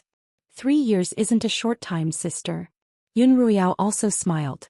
Her smile caused both Bao and Ajiao to tremble as if they were very afraid of Yun Ruiyao. Sister, I'd like to speak with the 2 maidservants in private. If you're busy, please go ahead. All right, I'll leave you to it, Yun Ruoyu replied before leaving. Yun Ruoyan was almost certain that the 2 maidservants had suffered quite a bit while she was away. As soon as Yun Ruoyu left, she immediately asked about it. However, the 2 maidservants denied her thoughts, saying that they were doing well and telling her not to worry. I'm here to bring you to the manor, Yun Ruoyan began. Although I'll have to leave soon, Li Luo will take care of you while I'm here. Miss, if we were still single we would definitely follow you, miss, Peony continued. But now that Xilan and I are married and have children of our own husband, we'd like to stay at the Yun Manor. In the future when you come back to visit us we'll serve you. Xilan had been standing by the side, her eyes red. The usually talkative girl had become rather gloomy. Xilan, what do you think? Yun Ruoyan asked. Miss, I think the same way as Peony, Xilan replied. Yun Ruoyan hadn't been able to bring the 2 maidservants with her on this trip, and her mood had been rather gloomy. Upon returning to the manor she felt that something must have happened, and that it had something to do with Yun Ruoyu. Before Li Mo left, he had left behind 2 guards for Yun Ruoyan. Yun Ruoyan had instructed them to infiltrate the Yun manor and see if there was anything amiss.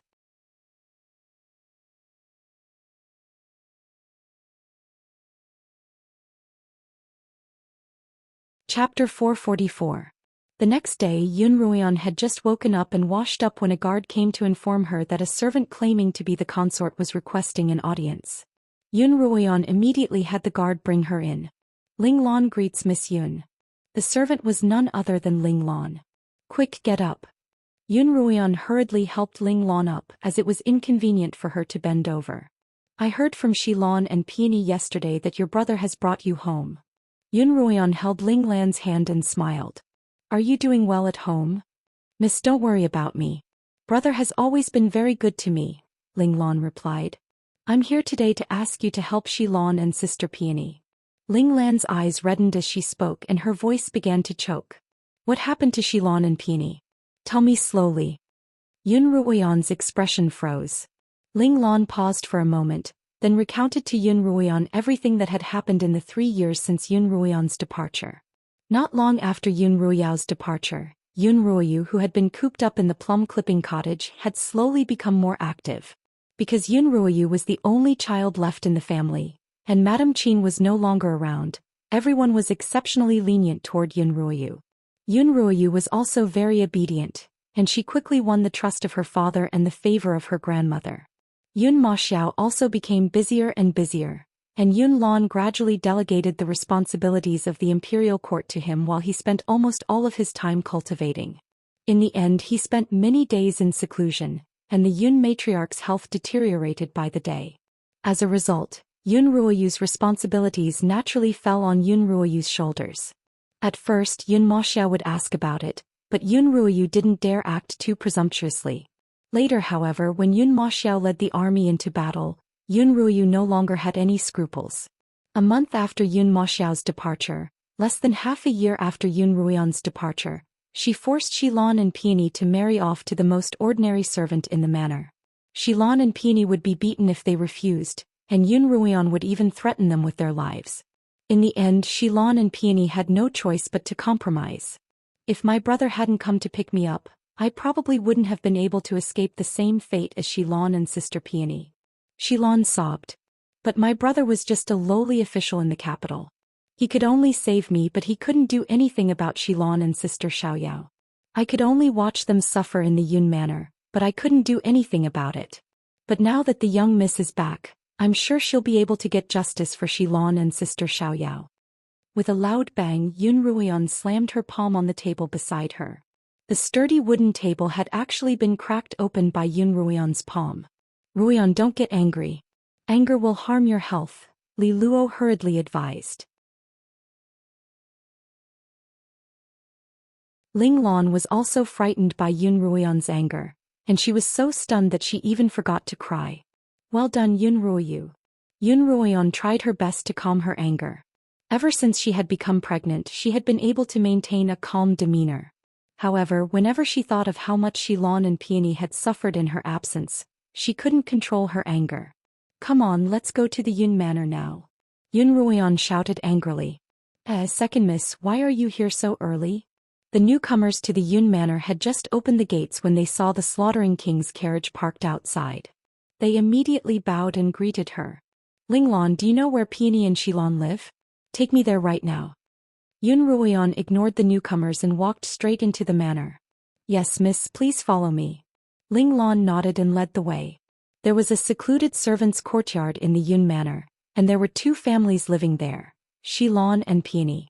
At the moment, the 2 of them were busy preparing breakfast in the kitchen. Sister Peony, when the young miss returned yesterday, why didn't you let me tell her what happened? I'm sure she'll get justice for us, Xilan murmured. Of course she'll get justice for us, but what about Ah Bao and Ah Jiao? Have you forgotten what the 3rd miss said before? Peony sighed. I pity those 2 children. If not for them, I'd rather die than stay here, Xilan said tearfully. Xilan, Peony, where's the washing water? Why haven't you prepared it yet? Are those 2 women tired of living? A bare-chested man walked out of the house and shouted into the kitchen. Xilan's body trembled, but she still put down the work in her hands and was about to leave when Peony pulled her back. You stay here, I'll go. Peony took a deep breath and walked out of the kitchen with a smile. Nyo-san, you're awake. Yes, where's that woman of mine? Hurry up and call her out to help me wash up. Nyo-san sat down on a stone bench in the middle of the courtyard. Xilan's cooking and the hot water's ready. I'll bring it to you in a moment. Who do you think you are? Call Xilan over. Niu San stood up and headed for the kitchen. What are you doing? Xilan's cooking. Peony blocked his path. Peony felt a burning sensation on one side of her face. She lost her balance and fell to the ground. After hitting the man, Niu San turned to the other room and called out, "Brother, your woman isn't listening. I'll teach her a lesson for you." "Hey, teach her what you need to, but don't disturb my sleep." Another man's voice came from the other room. "Damn you, Niu San. I'll kill you." Xilan rushed out of the kitchen with a cleaver in her hand and swung it at Niu San. "Wow, you've grown up." Niu San dodged to the side and kicked Xilan in the stomach, sending her flying to the ground. "Xilan!" Peony cried out and hurried over to help her up. "Niu San, you animal. She's your wife." Peony cursed angrily.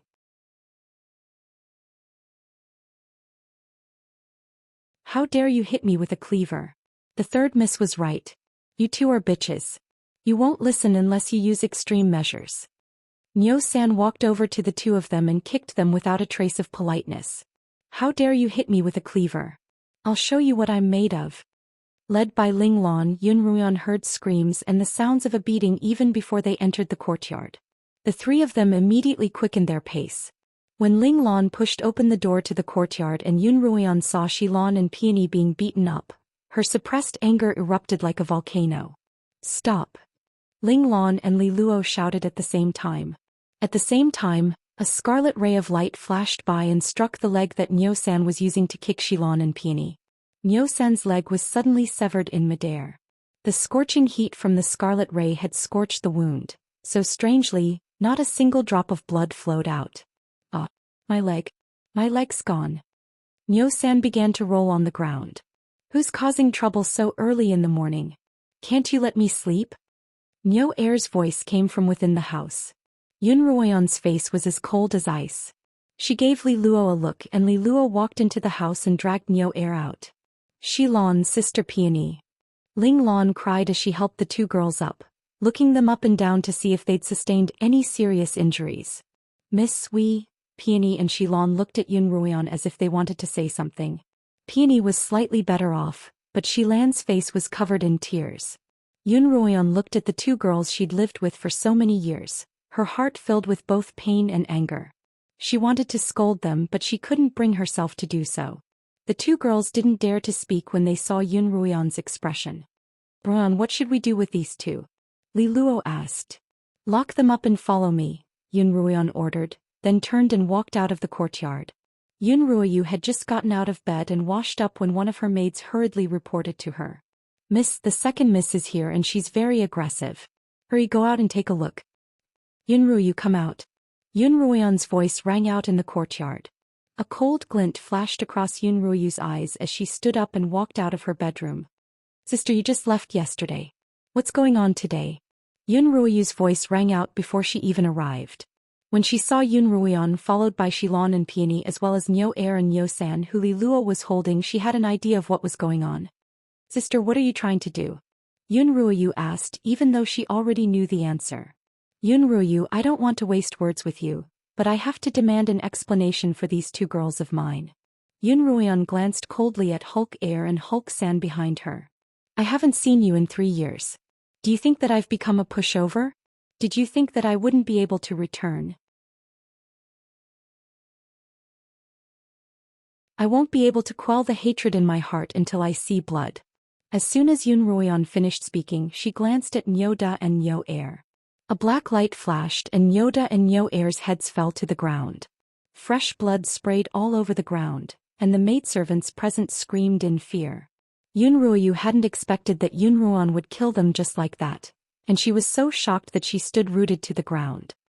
"Xilan, Peony," Yun Ruoyan called out. "Yes, Mississippi." Xilan immediately awoke from her daze. She nudged Peony, and the two of them walked to Yun Ruoyan's side.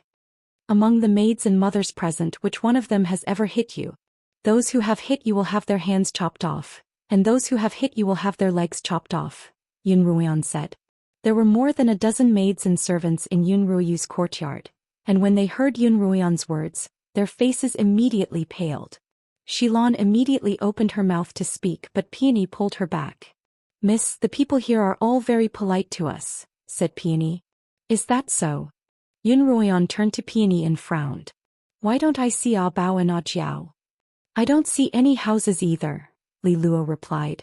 Xilan finally couldn't take it anymore. She knelt on the ground and cried, Miss, you have to help Sister Peony and Xilan.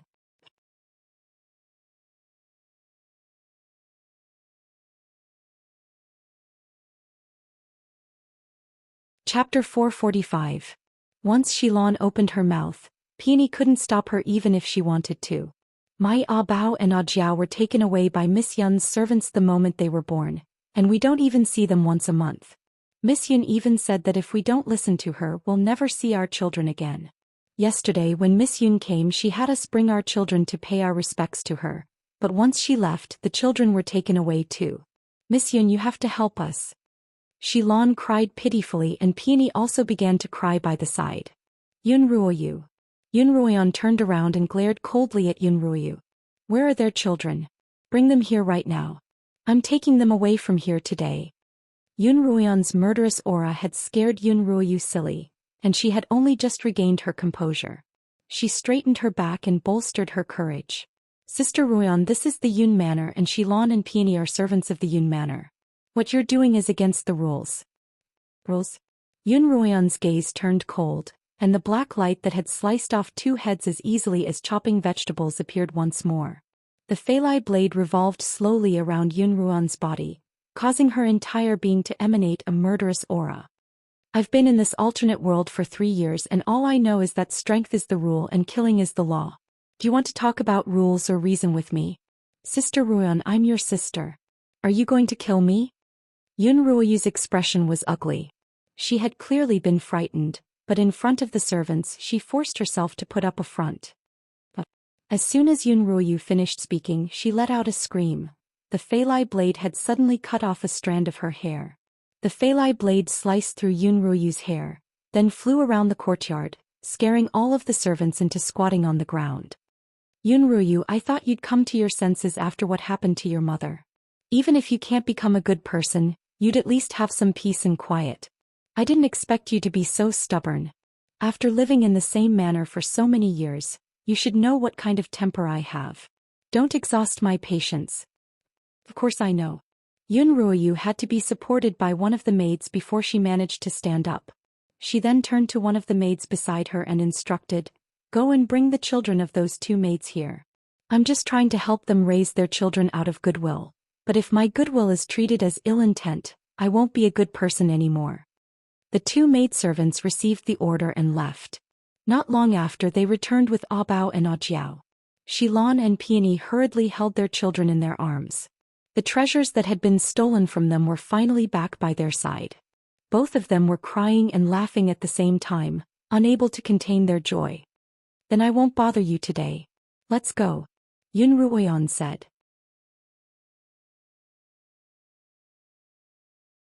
I won't send you off, Yun Ruoyu's voice rang out from behind her. Yun Ruoyan stopped and turned back. Today's matter isn't over yet. When father comes out of seclusion, I'll find him to reason with. As Yun Ruoyu watched Yun Ruoyan's group disappear through the door, she clenched her fists so tightly that she almost bled. Miss, now that second miss is back, I'm afraid our days won't be good, said a maid at the side. Tui. What kind of miss is she? She's just a bastard child born from her mother's affair with another man. Yun Ruoyu spat. How infuriating. If not for the fact that she's the slaughtering king's consort, how could I possibly call her sister? Come, let's go to Feng Hua's quarters. Yun Lan was currently in seclusion in Feng Hua's quarters. Yun Ruoyu still remembered that her father had brought her here half a year ago, and that she had been surprised to find such a place in the home she had lived in for more than a decade. I'm nearing the end of my cultivation, and I'll be secluding myself here for 81 days. I'll leave the affairs of the manor to you for the time being, and unless it's something important, don't disturb me. This was what Yun Lan had told her before he went into seclusion. Now that Yun Ruoyan was back, it must be something important. Yun Ruoyu passed through the array that Yun Lan had set up and entered Feng Hua's quarters alone. As soon as she entered, she heard Yun Lan's voice. What's the matter? Yun Ruoyu stopped in her tracks. Father, Sister Run's back and she came to visit me yesterday and today. Yesterday I wasn't a good host and she even threw a tantrum. Yesterday she chased away one of her disciples and today she killed 2 servants for no reason. Father, do you want to see her? I'm afraid that she'll do something bad tomorrow and even as her sister I can't stop her. I understand. Don't bother with her. I'll meet her when I'm out of seclusion. If there's nothing else you can leave, Yunlan said coldly. Yes, father. Yun Ruoyu looked at the house in front of her, but all 4 of its windows were shut, and she couldn't see what was inside. Father, would the statues of the Buddha and Bodhisattva be of help to your cultivation? Yun Ruoyu asked. Not bad, Yunlan replied. When I've mastered the technique I'll definitely reward you handsomely. The statues that Yun Ruoyu mentioned were none other than the demonic creatures that Qin Jianmei had left behind, the reincarnated Buddha and the reincarnated Bodhisattva. That day Yun Ruoyan had thrown these 2 creatures into the fire, but Yun Ruoyu, who had been hiding nearby, had saved them. She had intended to continue cultivating according to the method that Qin Jianmei had taught her, but she hadn't expected Yunlan to come looking for her. What was even more surprising was that Yunlan had directly demanded that she hand over the reincarnated Buddha and the reincarnated Bodhisattva.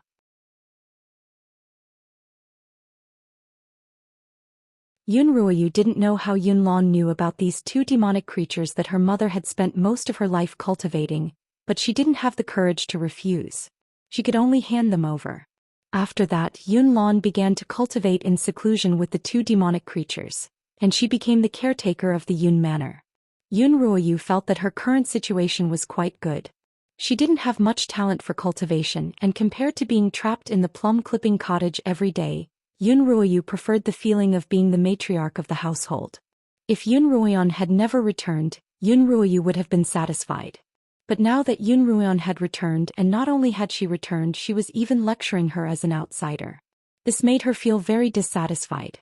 Yunlan was currently engrossed in his cultivation, and he couldn't be bothered with anything else. Since Yunlan couldn't be counted on, Yun Ruoyu could only rely on herself. Thankfully she had a trick up her sleeve. Yun Ruoyan, you're the one who asked for it. Don't blame me. Yun Ruoyu smiled coldly as she left the cottage.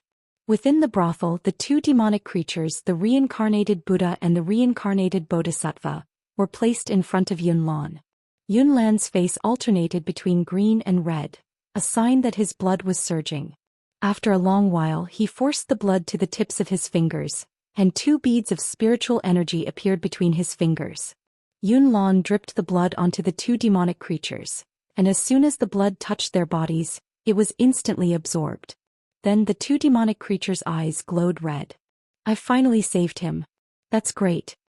Yunlan's face was pale, but his expression was one of excitement and joy. He stood up, picked up the 2 glowing demonic creatures in front of him and walked into the brothel.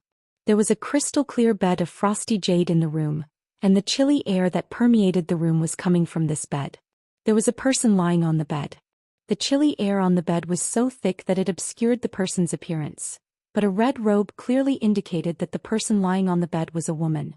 Yunlan walked to the side of the cold jade bed and placed the 2 demonic creatures on either side of the bed. Yueme, I can finally save you. Yunlan's voice was almost a whisper. I've guarded you for so many years and I've finally found a way to wake you up, huh? Yunlan chuckled and reached out to dispel the chilly air in front of Lin Yueme. A young, beautiful face appeared in front of Yunlan's eyes. If Yun Ruoyan had been present, she would have been shocked by this face because it looked so much like her. Other than the fainter eyebrows and the thinner and sharper chin, the shape of the face and facial features were almost identical. She was the mother that Yun Ruoyan had been searching for all this time, Lin Yueme.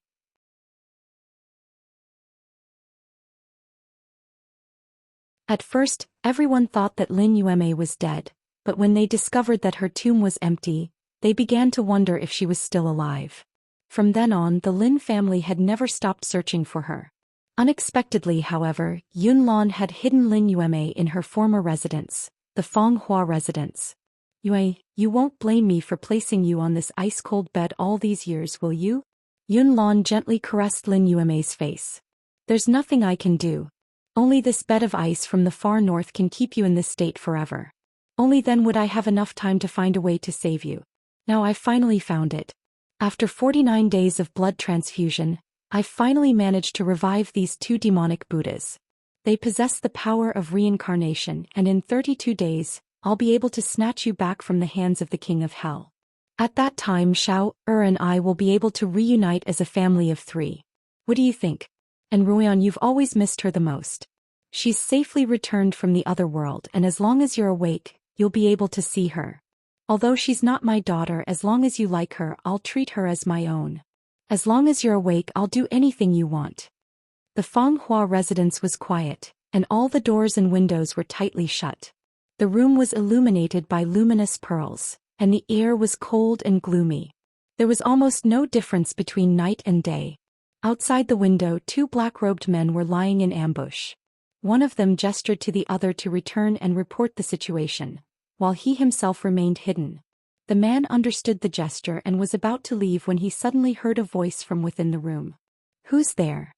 Immediately after, the window was opened and Yunlan leaped out. Yunlan suddenly launched a spirit force attack at the 2 hidden men in midair.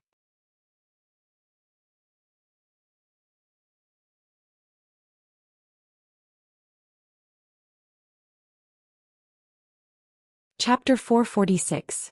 One of the men wasn't able to dodge in time and was struck by Yunlan's spiritual attack, falling from the eaves onto the corridor. The other man dodged the spirit power attack and fought with Yunlan, but he was obviously not Yunlan's opponent and was beaten to the point where he couldn't fight back. The injured man in the corridor leapt up and attacked Yunlan's back, but Yunlan turned around and sent another spiritual attack at him. The injured man managed to dodge the attack this time, but he had been severely injured. Even if he managed to dodge the attack this time, he wouldn't be able to hold on for long. "Fourth brother, let's go," the injured man called out to the other man before engaging Yunlan once more. "Third brother, let's go together. The mission's more important. Go." The injured man called out anxiously as he clung to Yunlan. He wouldn't be able to hold on for long. As soon as the uninjured man heard the word mission, his rationality overcame everything else. He looked at the injured man, clenched his teeth, summoned his flying sword and flew away. Yunlan saw that the other man was about to escape. He sent the man clinging to him flying with a single palm strike, then chased after the fleeing man. That fleeing man's cultivation wasn't as high as Yunlan's, but his flying sword was so fast that Yunlan couldn't catch up. In a fit of anger, he used all his strength to attack the fleeing man's back. Whether or not it hit, the fleeing man disappeared into the horizon. Yunlan stared at the disappearing man before turning back to the injured man. Just as he was about to kill him, the man's head tilted to the side. He had consumed poison to commit suicide. Yunlan brought his servants back to the slaughtering king's manor. "Sister Xilan, Sister Peony, from now on you won't have to suffer anymore," Ling Lan exclaimed happily. "That's right," Li Luo replied. "Since Ruan's back, why didn't you say anything about the 2 of you suffering at the Yun Manor? I didn't sleep well last night because of you too. We were the ones who didn't know any better. Miss, can you not be angry at us?" Xilan whispered to her. Yun Ruian didn't say a single word on the way back to the manor. Even after they entered the manor, her expression was still grim, and she had no intention of speaking up. "I'm sorry, Mississippi. We've made you worry." Peony knelt down with Ah Bao in her arms. Xilan also knelt down with Ah Jiao in her arms. Seeing this, Yun Ruian's face couldn't hold back any longer. "Get up, all of you. If the young miss doesn't forgive us, then we won't get up." "We'll kneel until the young miss forgives us," said Peony. "Yes, we will kneel until Miss forgives us," Xilan echoed. "Done." Yun Ruian sighed and sat down on a chair. "I'm not angry at the 2 of you. I'm angry at myself. Why didn't I ask for both of you when I married into the family? I've made you suffer so much these few years."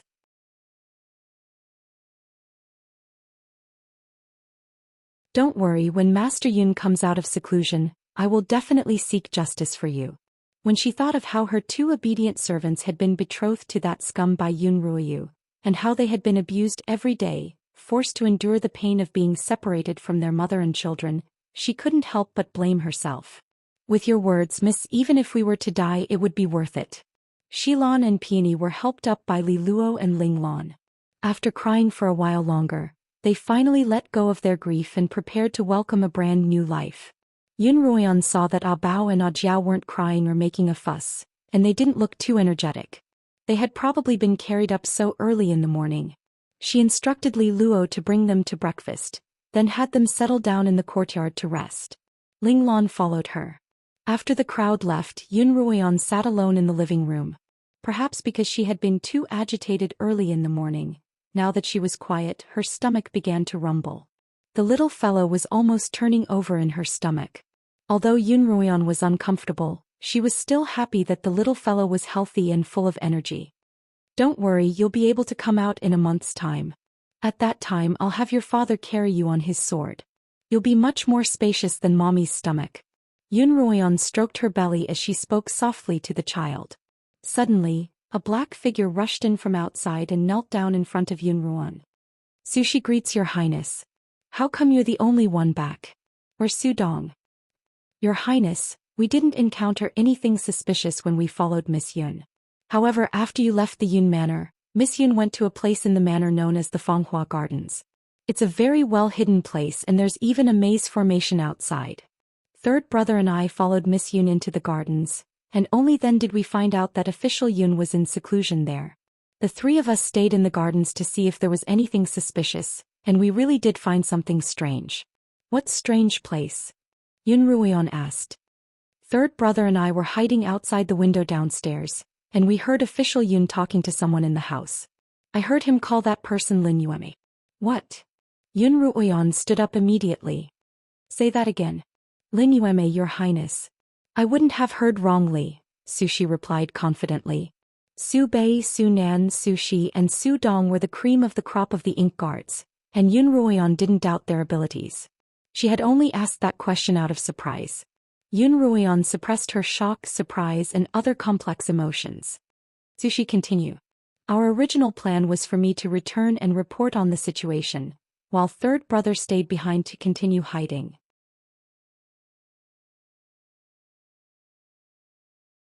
Just as I was about to leave, official Yun discovered us, and third brother stayed behind to delay him while I rushed back. At this point, Sushi's eyes dimmed. Sushi, don't worry. I'll head to the Yun Manor right now to save Su Dong. There's no need, your highness. Third brother isn't official Yun's match and he wouldn't allow himself to be captured alive. He's probably committed suicide by now. Sushi spat out a mouthful of blood and collapsed to the ground. Yun Ruoyan hurried forward, only to see that his chest was soaked in blood. Because he was dressed in black, it was hard to tell. By the time Li Luo had settled Shilon and Peony in, she was shocked to see Sushi lying on the ground. She hurriedly said that she'd call for a physician. There's no need, Yun Ruoyan replied. Spiritual energy pierced through his heart, and not even miraculous pills can save him. Yun Ruoyan gently closed Sushi's eyes. Only one of Li Mo's guards would be able to rush back to complete his mission despite having his heart pierced. When will Li Mo return? Yun Ruoyan asked. His Highness has been gone for 2 days and I'm afraid this matter isn't as simple as it seems, Li Luo replied. But since you're about to give birth, His Highness should be back soon. If not for her pregnancy, Yun Ruoyan would have rushed to the Yun Manor immediately. Even if she couldn't do it in the open, she could at least do it at night to verify the intelligence that Su Dong and Sushi had risked their lives to obtain. But now she had no choice but to take care of her own health. Yun Ruoyan pondered for a long time, but she knew that she wouldn't get the answer she wanted. Yun Ruoyan had some understanding of Yun Lan's cultivation, and she knew that she was no match for him. 2 of the guards had already been sacrificed, and she couldn't allow anyone else in the manor to risk their lives. In that case, she could only wait for Li Mo's return. Yun Ruoyan didn't go anywhere over the past 2 days, simply waiting for Li Mo's return. The Lin sisters came by once, but Yun Ruoyan didn't tell them about Lin Yueme. If they knew that they had accidentally revealed the truth in front of Lin Zainan, the old man would surely be agitated. Once Lin Zainan was agitated, he might even charge into the Yun Manor, but that wouldn't solve the problem. As a result, Yun Ruoyan didn't mention the matter, instead using her fatigue as an excuse to send her sisters away. Before leaving, Lin Qingchen told Yun Ruoyan that Whitey had undergone a shocking transformation, and that she should pay it a visit when it was better. Back on the Dark Abyss continent, Pai Batian had been incinerated by the demonic dragon patriarch's spiritual flames. However, the ring had been made of a special material that had managed to survive the flames, and Yun Ruoyan had returned it to Lin Qingchen. When Lin Qingchen returned to the Lin Manor, she placed Whitey back in the pond.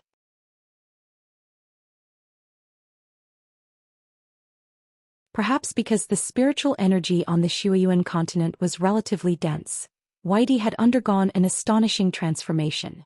Lin Qingchen had come to the Lin Manor with the intention of bringing Yun Ruoyan to visit the Lin Manor, but when she saw that Yun Ruoyan wasn't feeling well, she couldn't force her.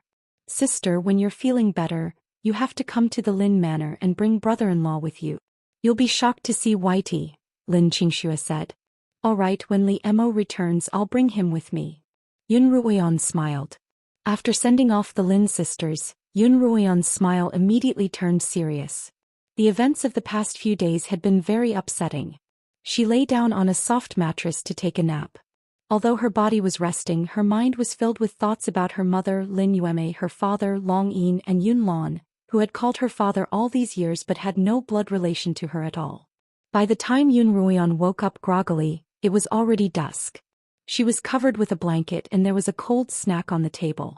Li Luo had probably prepared it, but she hadn't woken her up. Her stomach really did feel a little empty. Although she wouldn't feel hungry, the child in her womb needed nourishment, and Yun Ruoyan needed to eat. She got off the mattress and prepared to head out in search of something to eat. As soon as she stepped out of the door, she bumped into Xilan and Peony, who were carrying boxes of food. "Miss, where are you going?" "Xilan and I made these Mississippi. They're your favorite osmanthus cakes as well as phoenix stamen soup. Have a taste, Mississippi. I was just about to head out in search of something to eat when you brought it here." Yun Ruoyan smiled. "We're telepathically connected to you, miss, and we knew that you'd be hungry by now," Xilan replied.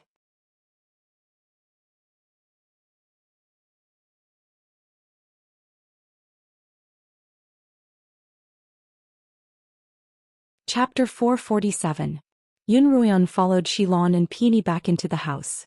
Peony placed the food box on the table and Xilan helped her open it. A familiar floral aroma wafted out. "Wow, it smells so good," Yun Ruoyan exclaimed with a satisfied expression. "Your cooking skills haven't deteriorated at all. In fact, they've improved." Xilan accidentally knocked over the teacup on the table and it fell to the ground. She looked at the broken teacup on the ground with a nervous expression. "Why are you so clumsy?" Peony hurriedly exclaimed, even reaching out to push Xilan away. Xilan's face was bright red as if she had done something terribly wrong. Yun Ruoyan, on the other hand, was stunned by the two girls' exaggerated reactions. She smiled. "It's fine, it's a good omen. Miss, I'm so clumsy. I'll go clean up." Xilan hurriedly went out to get a broom and swept away the broken pieces. "Just leave it by the door. Be careful not to hurt your hands." Yun Ruoyan saw that Xilan was about to walk out of the courtyard. "A servant will come and clean it tonight, so just leave it by the door." Yun Ruoyan personally took out the osmanthus cake and phoenix flower soup from the basket. By the time she was done, Xilan had just walked in. "You haven't eaten either, have you? Let's eat together." "No, we've all eaten. This is for you, miss," Xilan said before standing obediently by Peony's side. Yun Ruoyan felt a little strange. What was wrong with these two girls today? They'd always been beasts, so why were they so reserved today? As Yun Ruoyan was thinking about this, her stomach began to rumble. It wasn't that she was hungry, but that the little fellow in her stomach was hungry.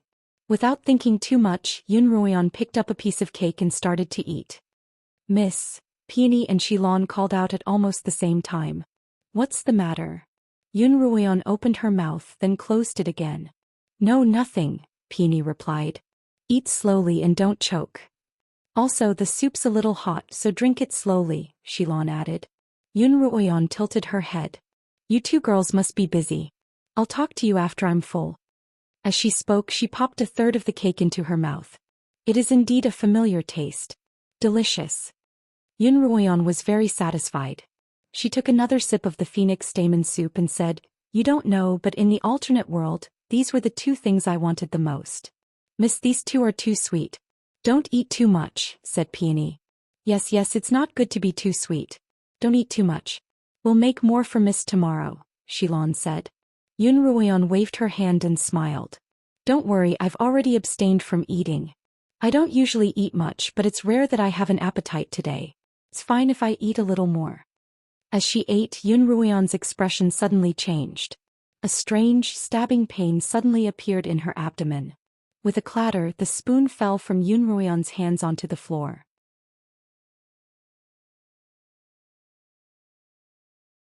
She clutched her stomach, a pained expression on her face. The pain grew exponentially until it drained all the energy in her body. Her body went limp and she almost fell off the stool.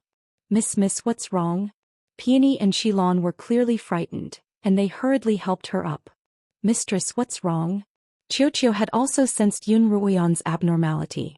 My stomach suddenly hurts as if I've been poisoned. But Peony and Xilan, how could they have poisoned me? Yun Ruoyan stared at Xilan and Peony in disbelief. Both of them saw that Yun Ruoyan's face was ashen, and beads of sweat were dripping down her face. Frightened, they kept asking Yun Ruoyan what was wrong. Xilan, hurry up and call Miss Li Luo. I'll stay here with the mistress, so hurry up and go. Alright, I'll go. Xilan was so flustered that she almost knocked into the door frame. Peony, it wasn't you, was it? Yun Ruoyan asked, enduring the pain. Miss, don't scare me. I'm sorry, I'm really sorry. Peony kept apologizing, but Yun Ruoyan's heart sank.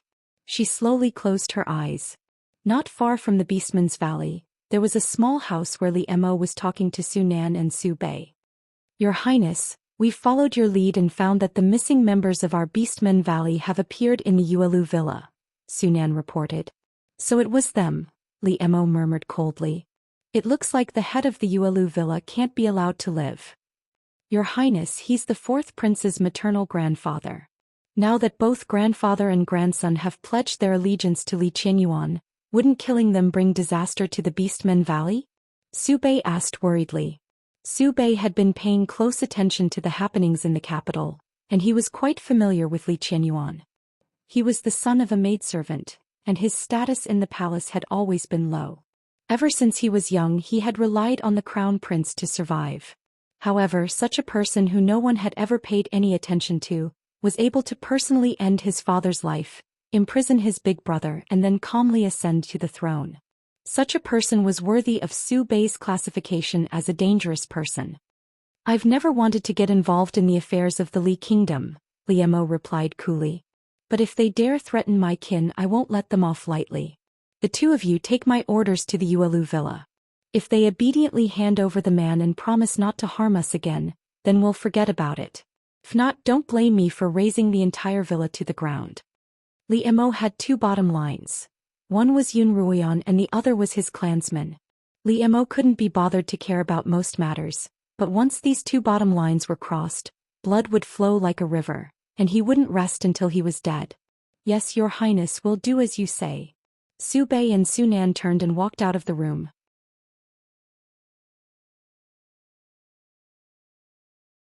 As soon as the two of them left, a large bird flew in their direction. The two of them recognized it as a spiritual beast that had been tamed by their lord. It was specifically used to deliver letters. Was more than twice its usual size, and there was only one circumstance in which it would use such a large form to deliver a letter. If the contents of the letter were extremely urgent. The two of them paused for a moment, but just as they were about to continue walking, a gust of black wind suddenly blew past them.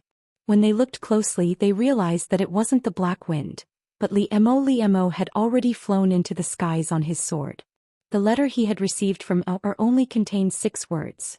Her Highness has been poisoned and she's in danger.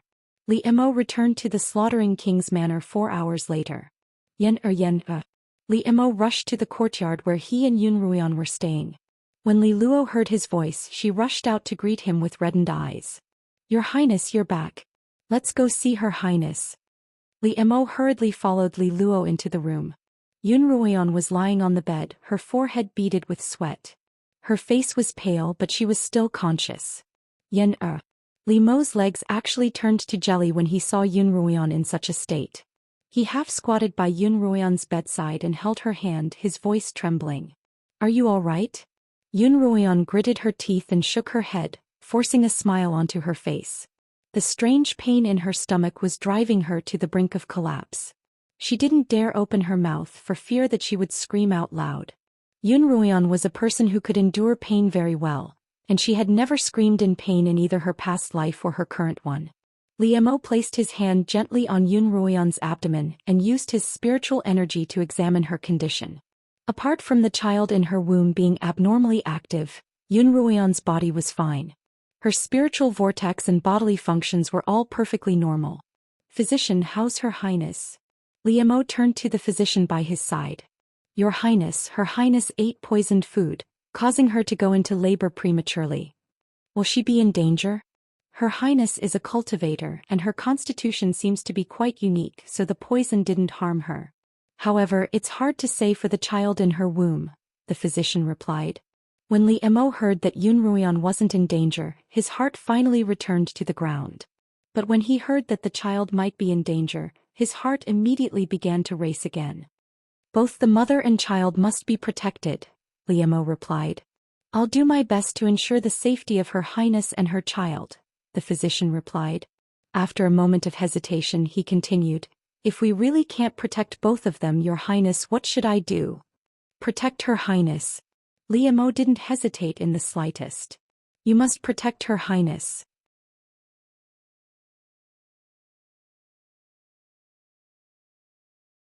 Yes, Your Highness. The physician began to perform acupuncture on Yun Ruoyan. No, protect.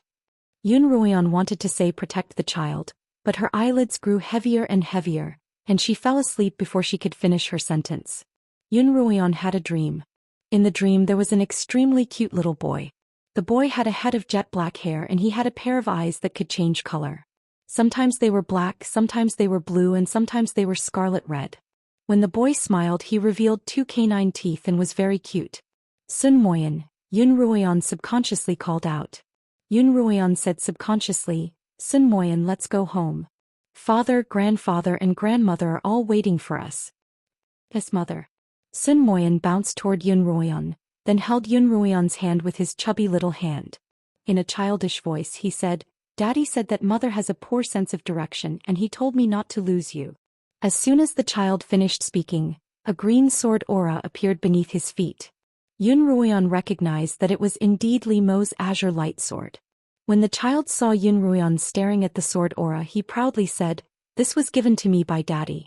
He said that as long as I could learn sword kinesis within 3 days, he would give me the azure dragon sword.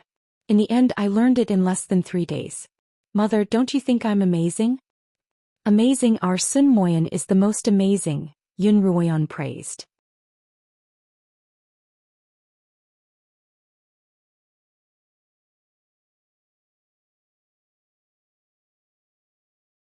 Chapter 448. The dream continued.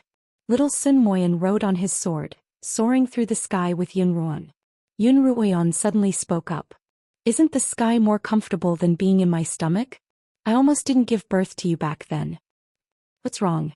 Mother, did something terrible happen? Sun Moyan turned to Yun Ruoyan. Yun Ruoyan pinched his cute cheeks and smiled. When I was pregnant with you, someone drugged me, causing me to go into labor prematurely. I almost. Yun Ruoyan's mind suddenly went blank. She couldn't remember how she had given birth to this child, or how she had raised him to this age. Yun Ruoyan covered her face with her hands, trying to wake herself up so that she could recall this blank memory, but it was still a blank, as if it had never appeared in her mind. Suddenly Yun Ruoyan's body swayed and she hurriedly moved her hands away. She found herself standing alone on the sword and Sun Moyan had disappeared. Moyan, Sun Moyan. Yun Ruoyan screamed, but the adorable child who had called her mother had disappeared, as if he had never appeared in the first place. Li Mo walked out of the room exhausted. He looked as if he had just returned from a battlefield, even more exhausted than after a battle. Your Highness, how's the young miss? How's she? Peony and Xilan walked to Li Mo's side and asked anxiously. Why did you poison Yen? Li Mo asked coldly. We didn't know it was poison, Xilan cried. If we'd known it was poison, we wouldn't have given it to the young miss, even if the third miss wanted to kill us all. The third miss of the Yun Manor, Yun Ruoyu? Li Mo asked. Yes, Yun Ruoyu, Peony replied. She gave me and Xilan's child a slow-acting poison, then used our child's life to threaten us to give it to the young miss. She said that the poison would only cause the young Mrs. Cultivation to stagnate and wouldn't harm her life. How could you believe that? Li Luo shouted. We didn't believe it at first, but she said that Mrs. now the slaughtering king's consort, and she didn't dare to harm Mrs. Life. She was just afraid that Mrs. Cultivation would become more and more powerful, which would be detrimental to her, so. Before Peony could finish her sentence, Li Mo kicked her to the ground. What a good girl. To think that Yen'er doted on you so much and brought you into the mansion, but you're just too heartless and brainless trash. If Yen'er can't pass this trial, I'll make sure all of you accompany him in death. Xilan prostrated on the ground and said, Your Highness, we deserve to die 10,000 times. We have let down the young miss and Your Highness. We are not worthy of being personally punished by Your Highness. We will end our own lives now. After saying that, she climbed up and suddenly bumped into the stone railing at the side. Xilan, wait for me. I'm coming with you, Peony said as she bumped into Xilan.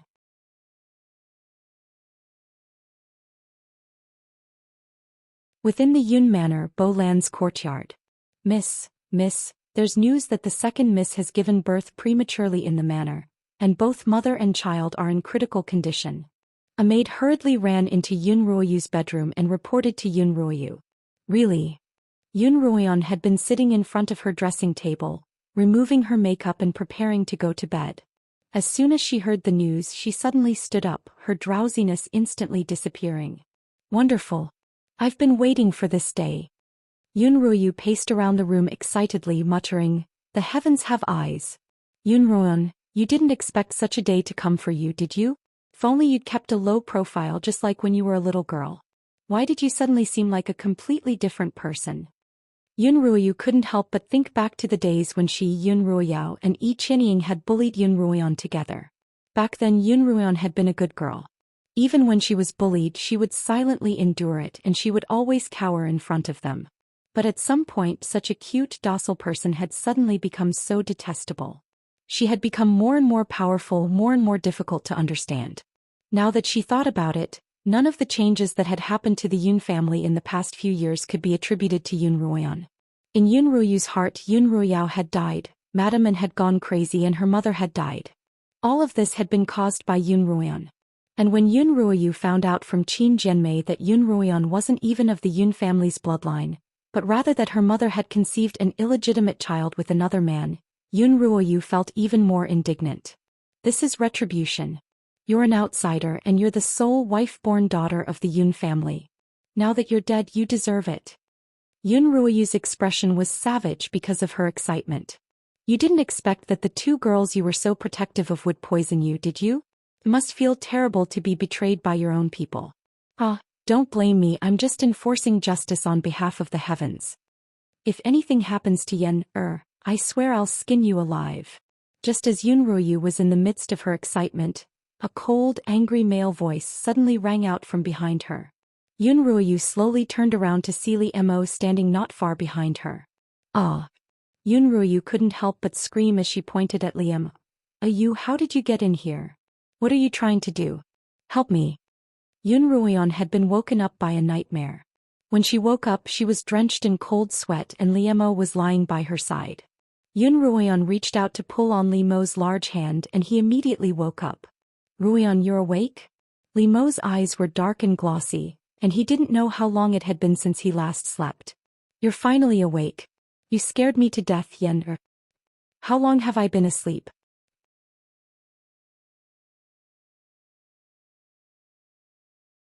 Yun Ruoyan asked, her voice so weak that it was almost a gasp. You've been asleep for almost 10 days, Li Mo replied. I've actually been asleep for 10 days. Yun Ruoyan rubbed her forehead. Li Mo, help me up. Li Mo propped Yun Ruoyan up on the bed. As soon as Yun Ruoyan sat up, she immediately felt something amiss. Her eyes widened as she looked at her abdomen, which was completely flat. Where's the child? Yun Ruoyan grabbed Li Mo's arm in fear. Li Mo, where's our child? The dream of the child's sudden disappearance flooded Yun Ruoyan's mind, causing her to panic even more. Yun Ruoyan clutched Li Mo's arm as tightly as she could, her already large eyes widening as she stared at him. Yen'er, don't be afraid. Listen to me. Li Mo pulled Yun Ruoyan into his embrace and patted her back comfortingly. Our child's fine, he's fine. Really? Yun Ruoyan struggled out of Li Mo's embrace, but she continued to stare at him with her large eyes. Li Mo's heart ached to see her like this. Of course I'm telling the truth. When have I ever lied to you? Li Mo wasn't wrong. He had never intentionally lied to Yun Ruoyan. The child was still here just now. The nanny carried him out to feed him and Li Luo will bring him back in after she's done. Look, that's our child's bed. Li Mo pointed at the crib by the side. Is our son really fine? Yun Ruoyan finally let out a sigh of relief and collapsed into Li Mo's embrace. That's great, our son's fine. With me here you'll all be fine, Li Mo assured her. Yen, how did you know that he's still a son? Li Mo's tone turned resolute as he lowered his head to look at Yun Ruoyan. Yun Ruoyan's lips curled up in a gentle smile. I had a dream. In the dream there was a little boy who called me mother. He was very cute with a head of black hair. The strangest thing about him was his eyes, which could change color, sometimes black, sometimes blue and sometimes scarlet. He was also very smart, learning how to fly on a sword in less than 3 days. Oh right, have you given him a name yet? Not yet. I'm waiting for you to name him together with me, Li Mo replied. I do have a name in mind, but I'd like to wait for you to name him. Let's see if our names are the same. As she spoke, Yun Ruoyan fell asleep again. When she woke up again, she saw her and Li Mo's child in front of her. The child was the same as in her dream, with black hair, fair skin and large black eyes that did not change color. Li Mo said that the child was still young, and many of his special abilities couldn't be revealed yet. This was the first child in history to possess both the demonic and silver dragon bloodlines. Because there were no precedents, his special abilities were unknown, but they were certain to be very powerful. When it came time to name the child, Yun Ruoyan and Li Mo each took a pen and wrote down the name they had in mind. When they looked closely, they found that their names were exactly the same.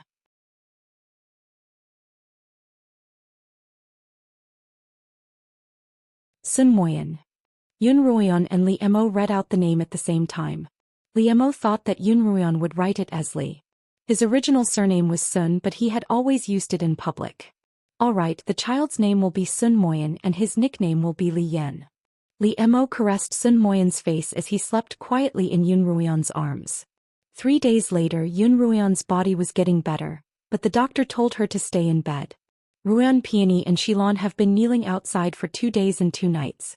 Have you thought of what to do with them? Li Luo asked casually, then took Li Yen from Yun Ruoyan's arms and went to change his diaper. Yun Ruoyan stared blankly. They've been kneeling outside for 2 days? Li Mo had forbidden his servants to tell Yun Ruoyan about this matter, and only Li Luo had dared to tell her in secret. Based on His Highness's personality in the past, those 2 girls wouldn't have survived until now. Li Luo's hands were busy and she didn't even raise her head. But His Highness knew that you had a deep relationship with them, so he hesitated to punish them. Logically speaking, they should be punished for murdering their mistress and causing you and the young master to suffer so much. However, the 2 of them were also bewitched and threatened, and they were so remorseful that they both committed suicide to atone for their sins. If His Highness hadn't protected them with spiritual energy, they would have died on the spot. Sister Li Luo, Yun Ruoyan called out. Let them in. You're tuning in to the Zhou Xian's Legacy YouTube channel. Don't forget to subscribe and join us on this journey to catch the most captivating stories.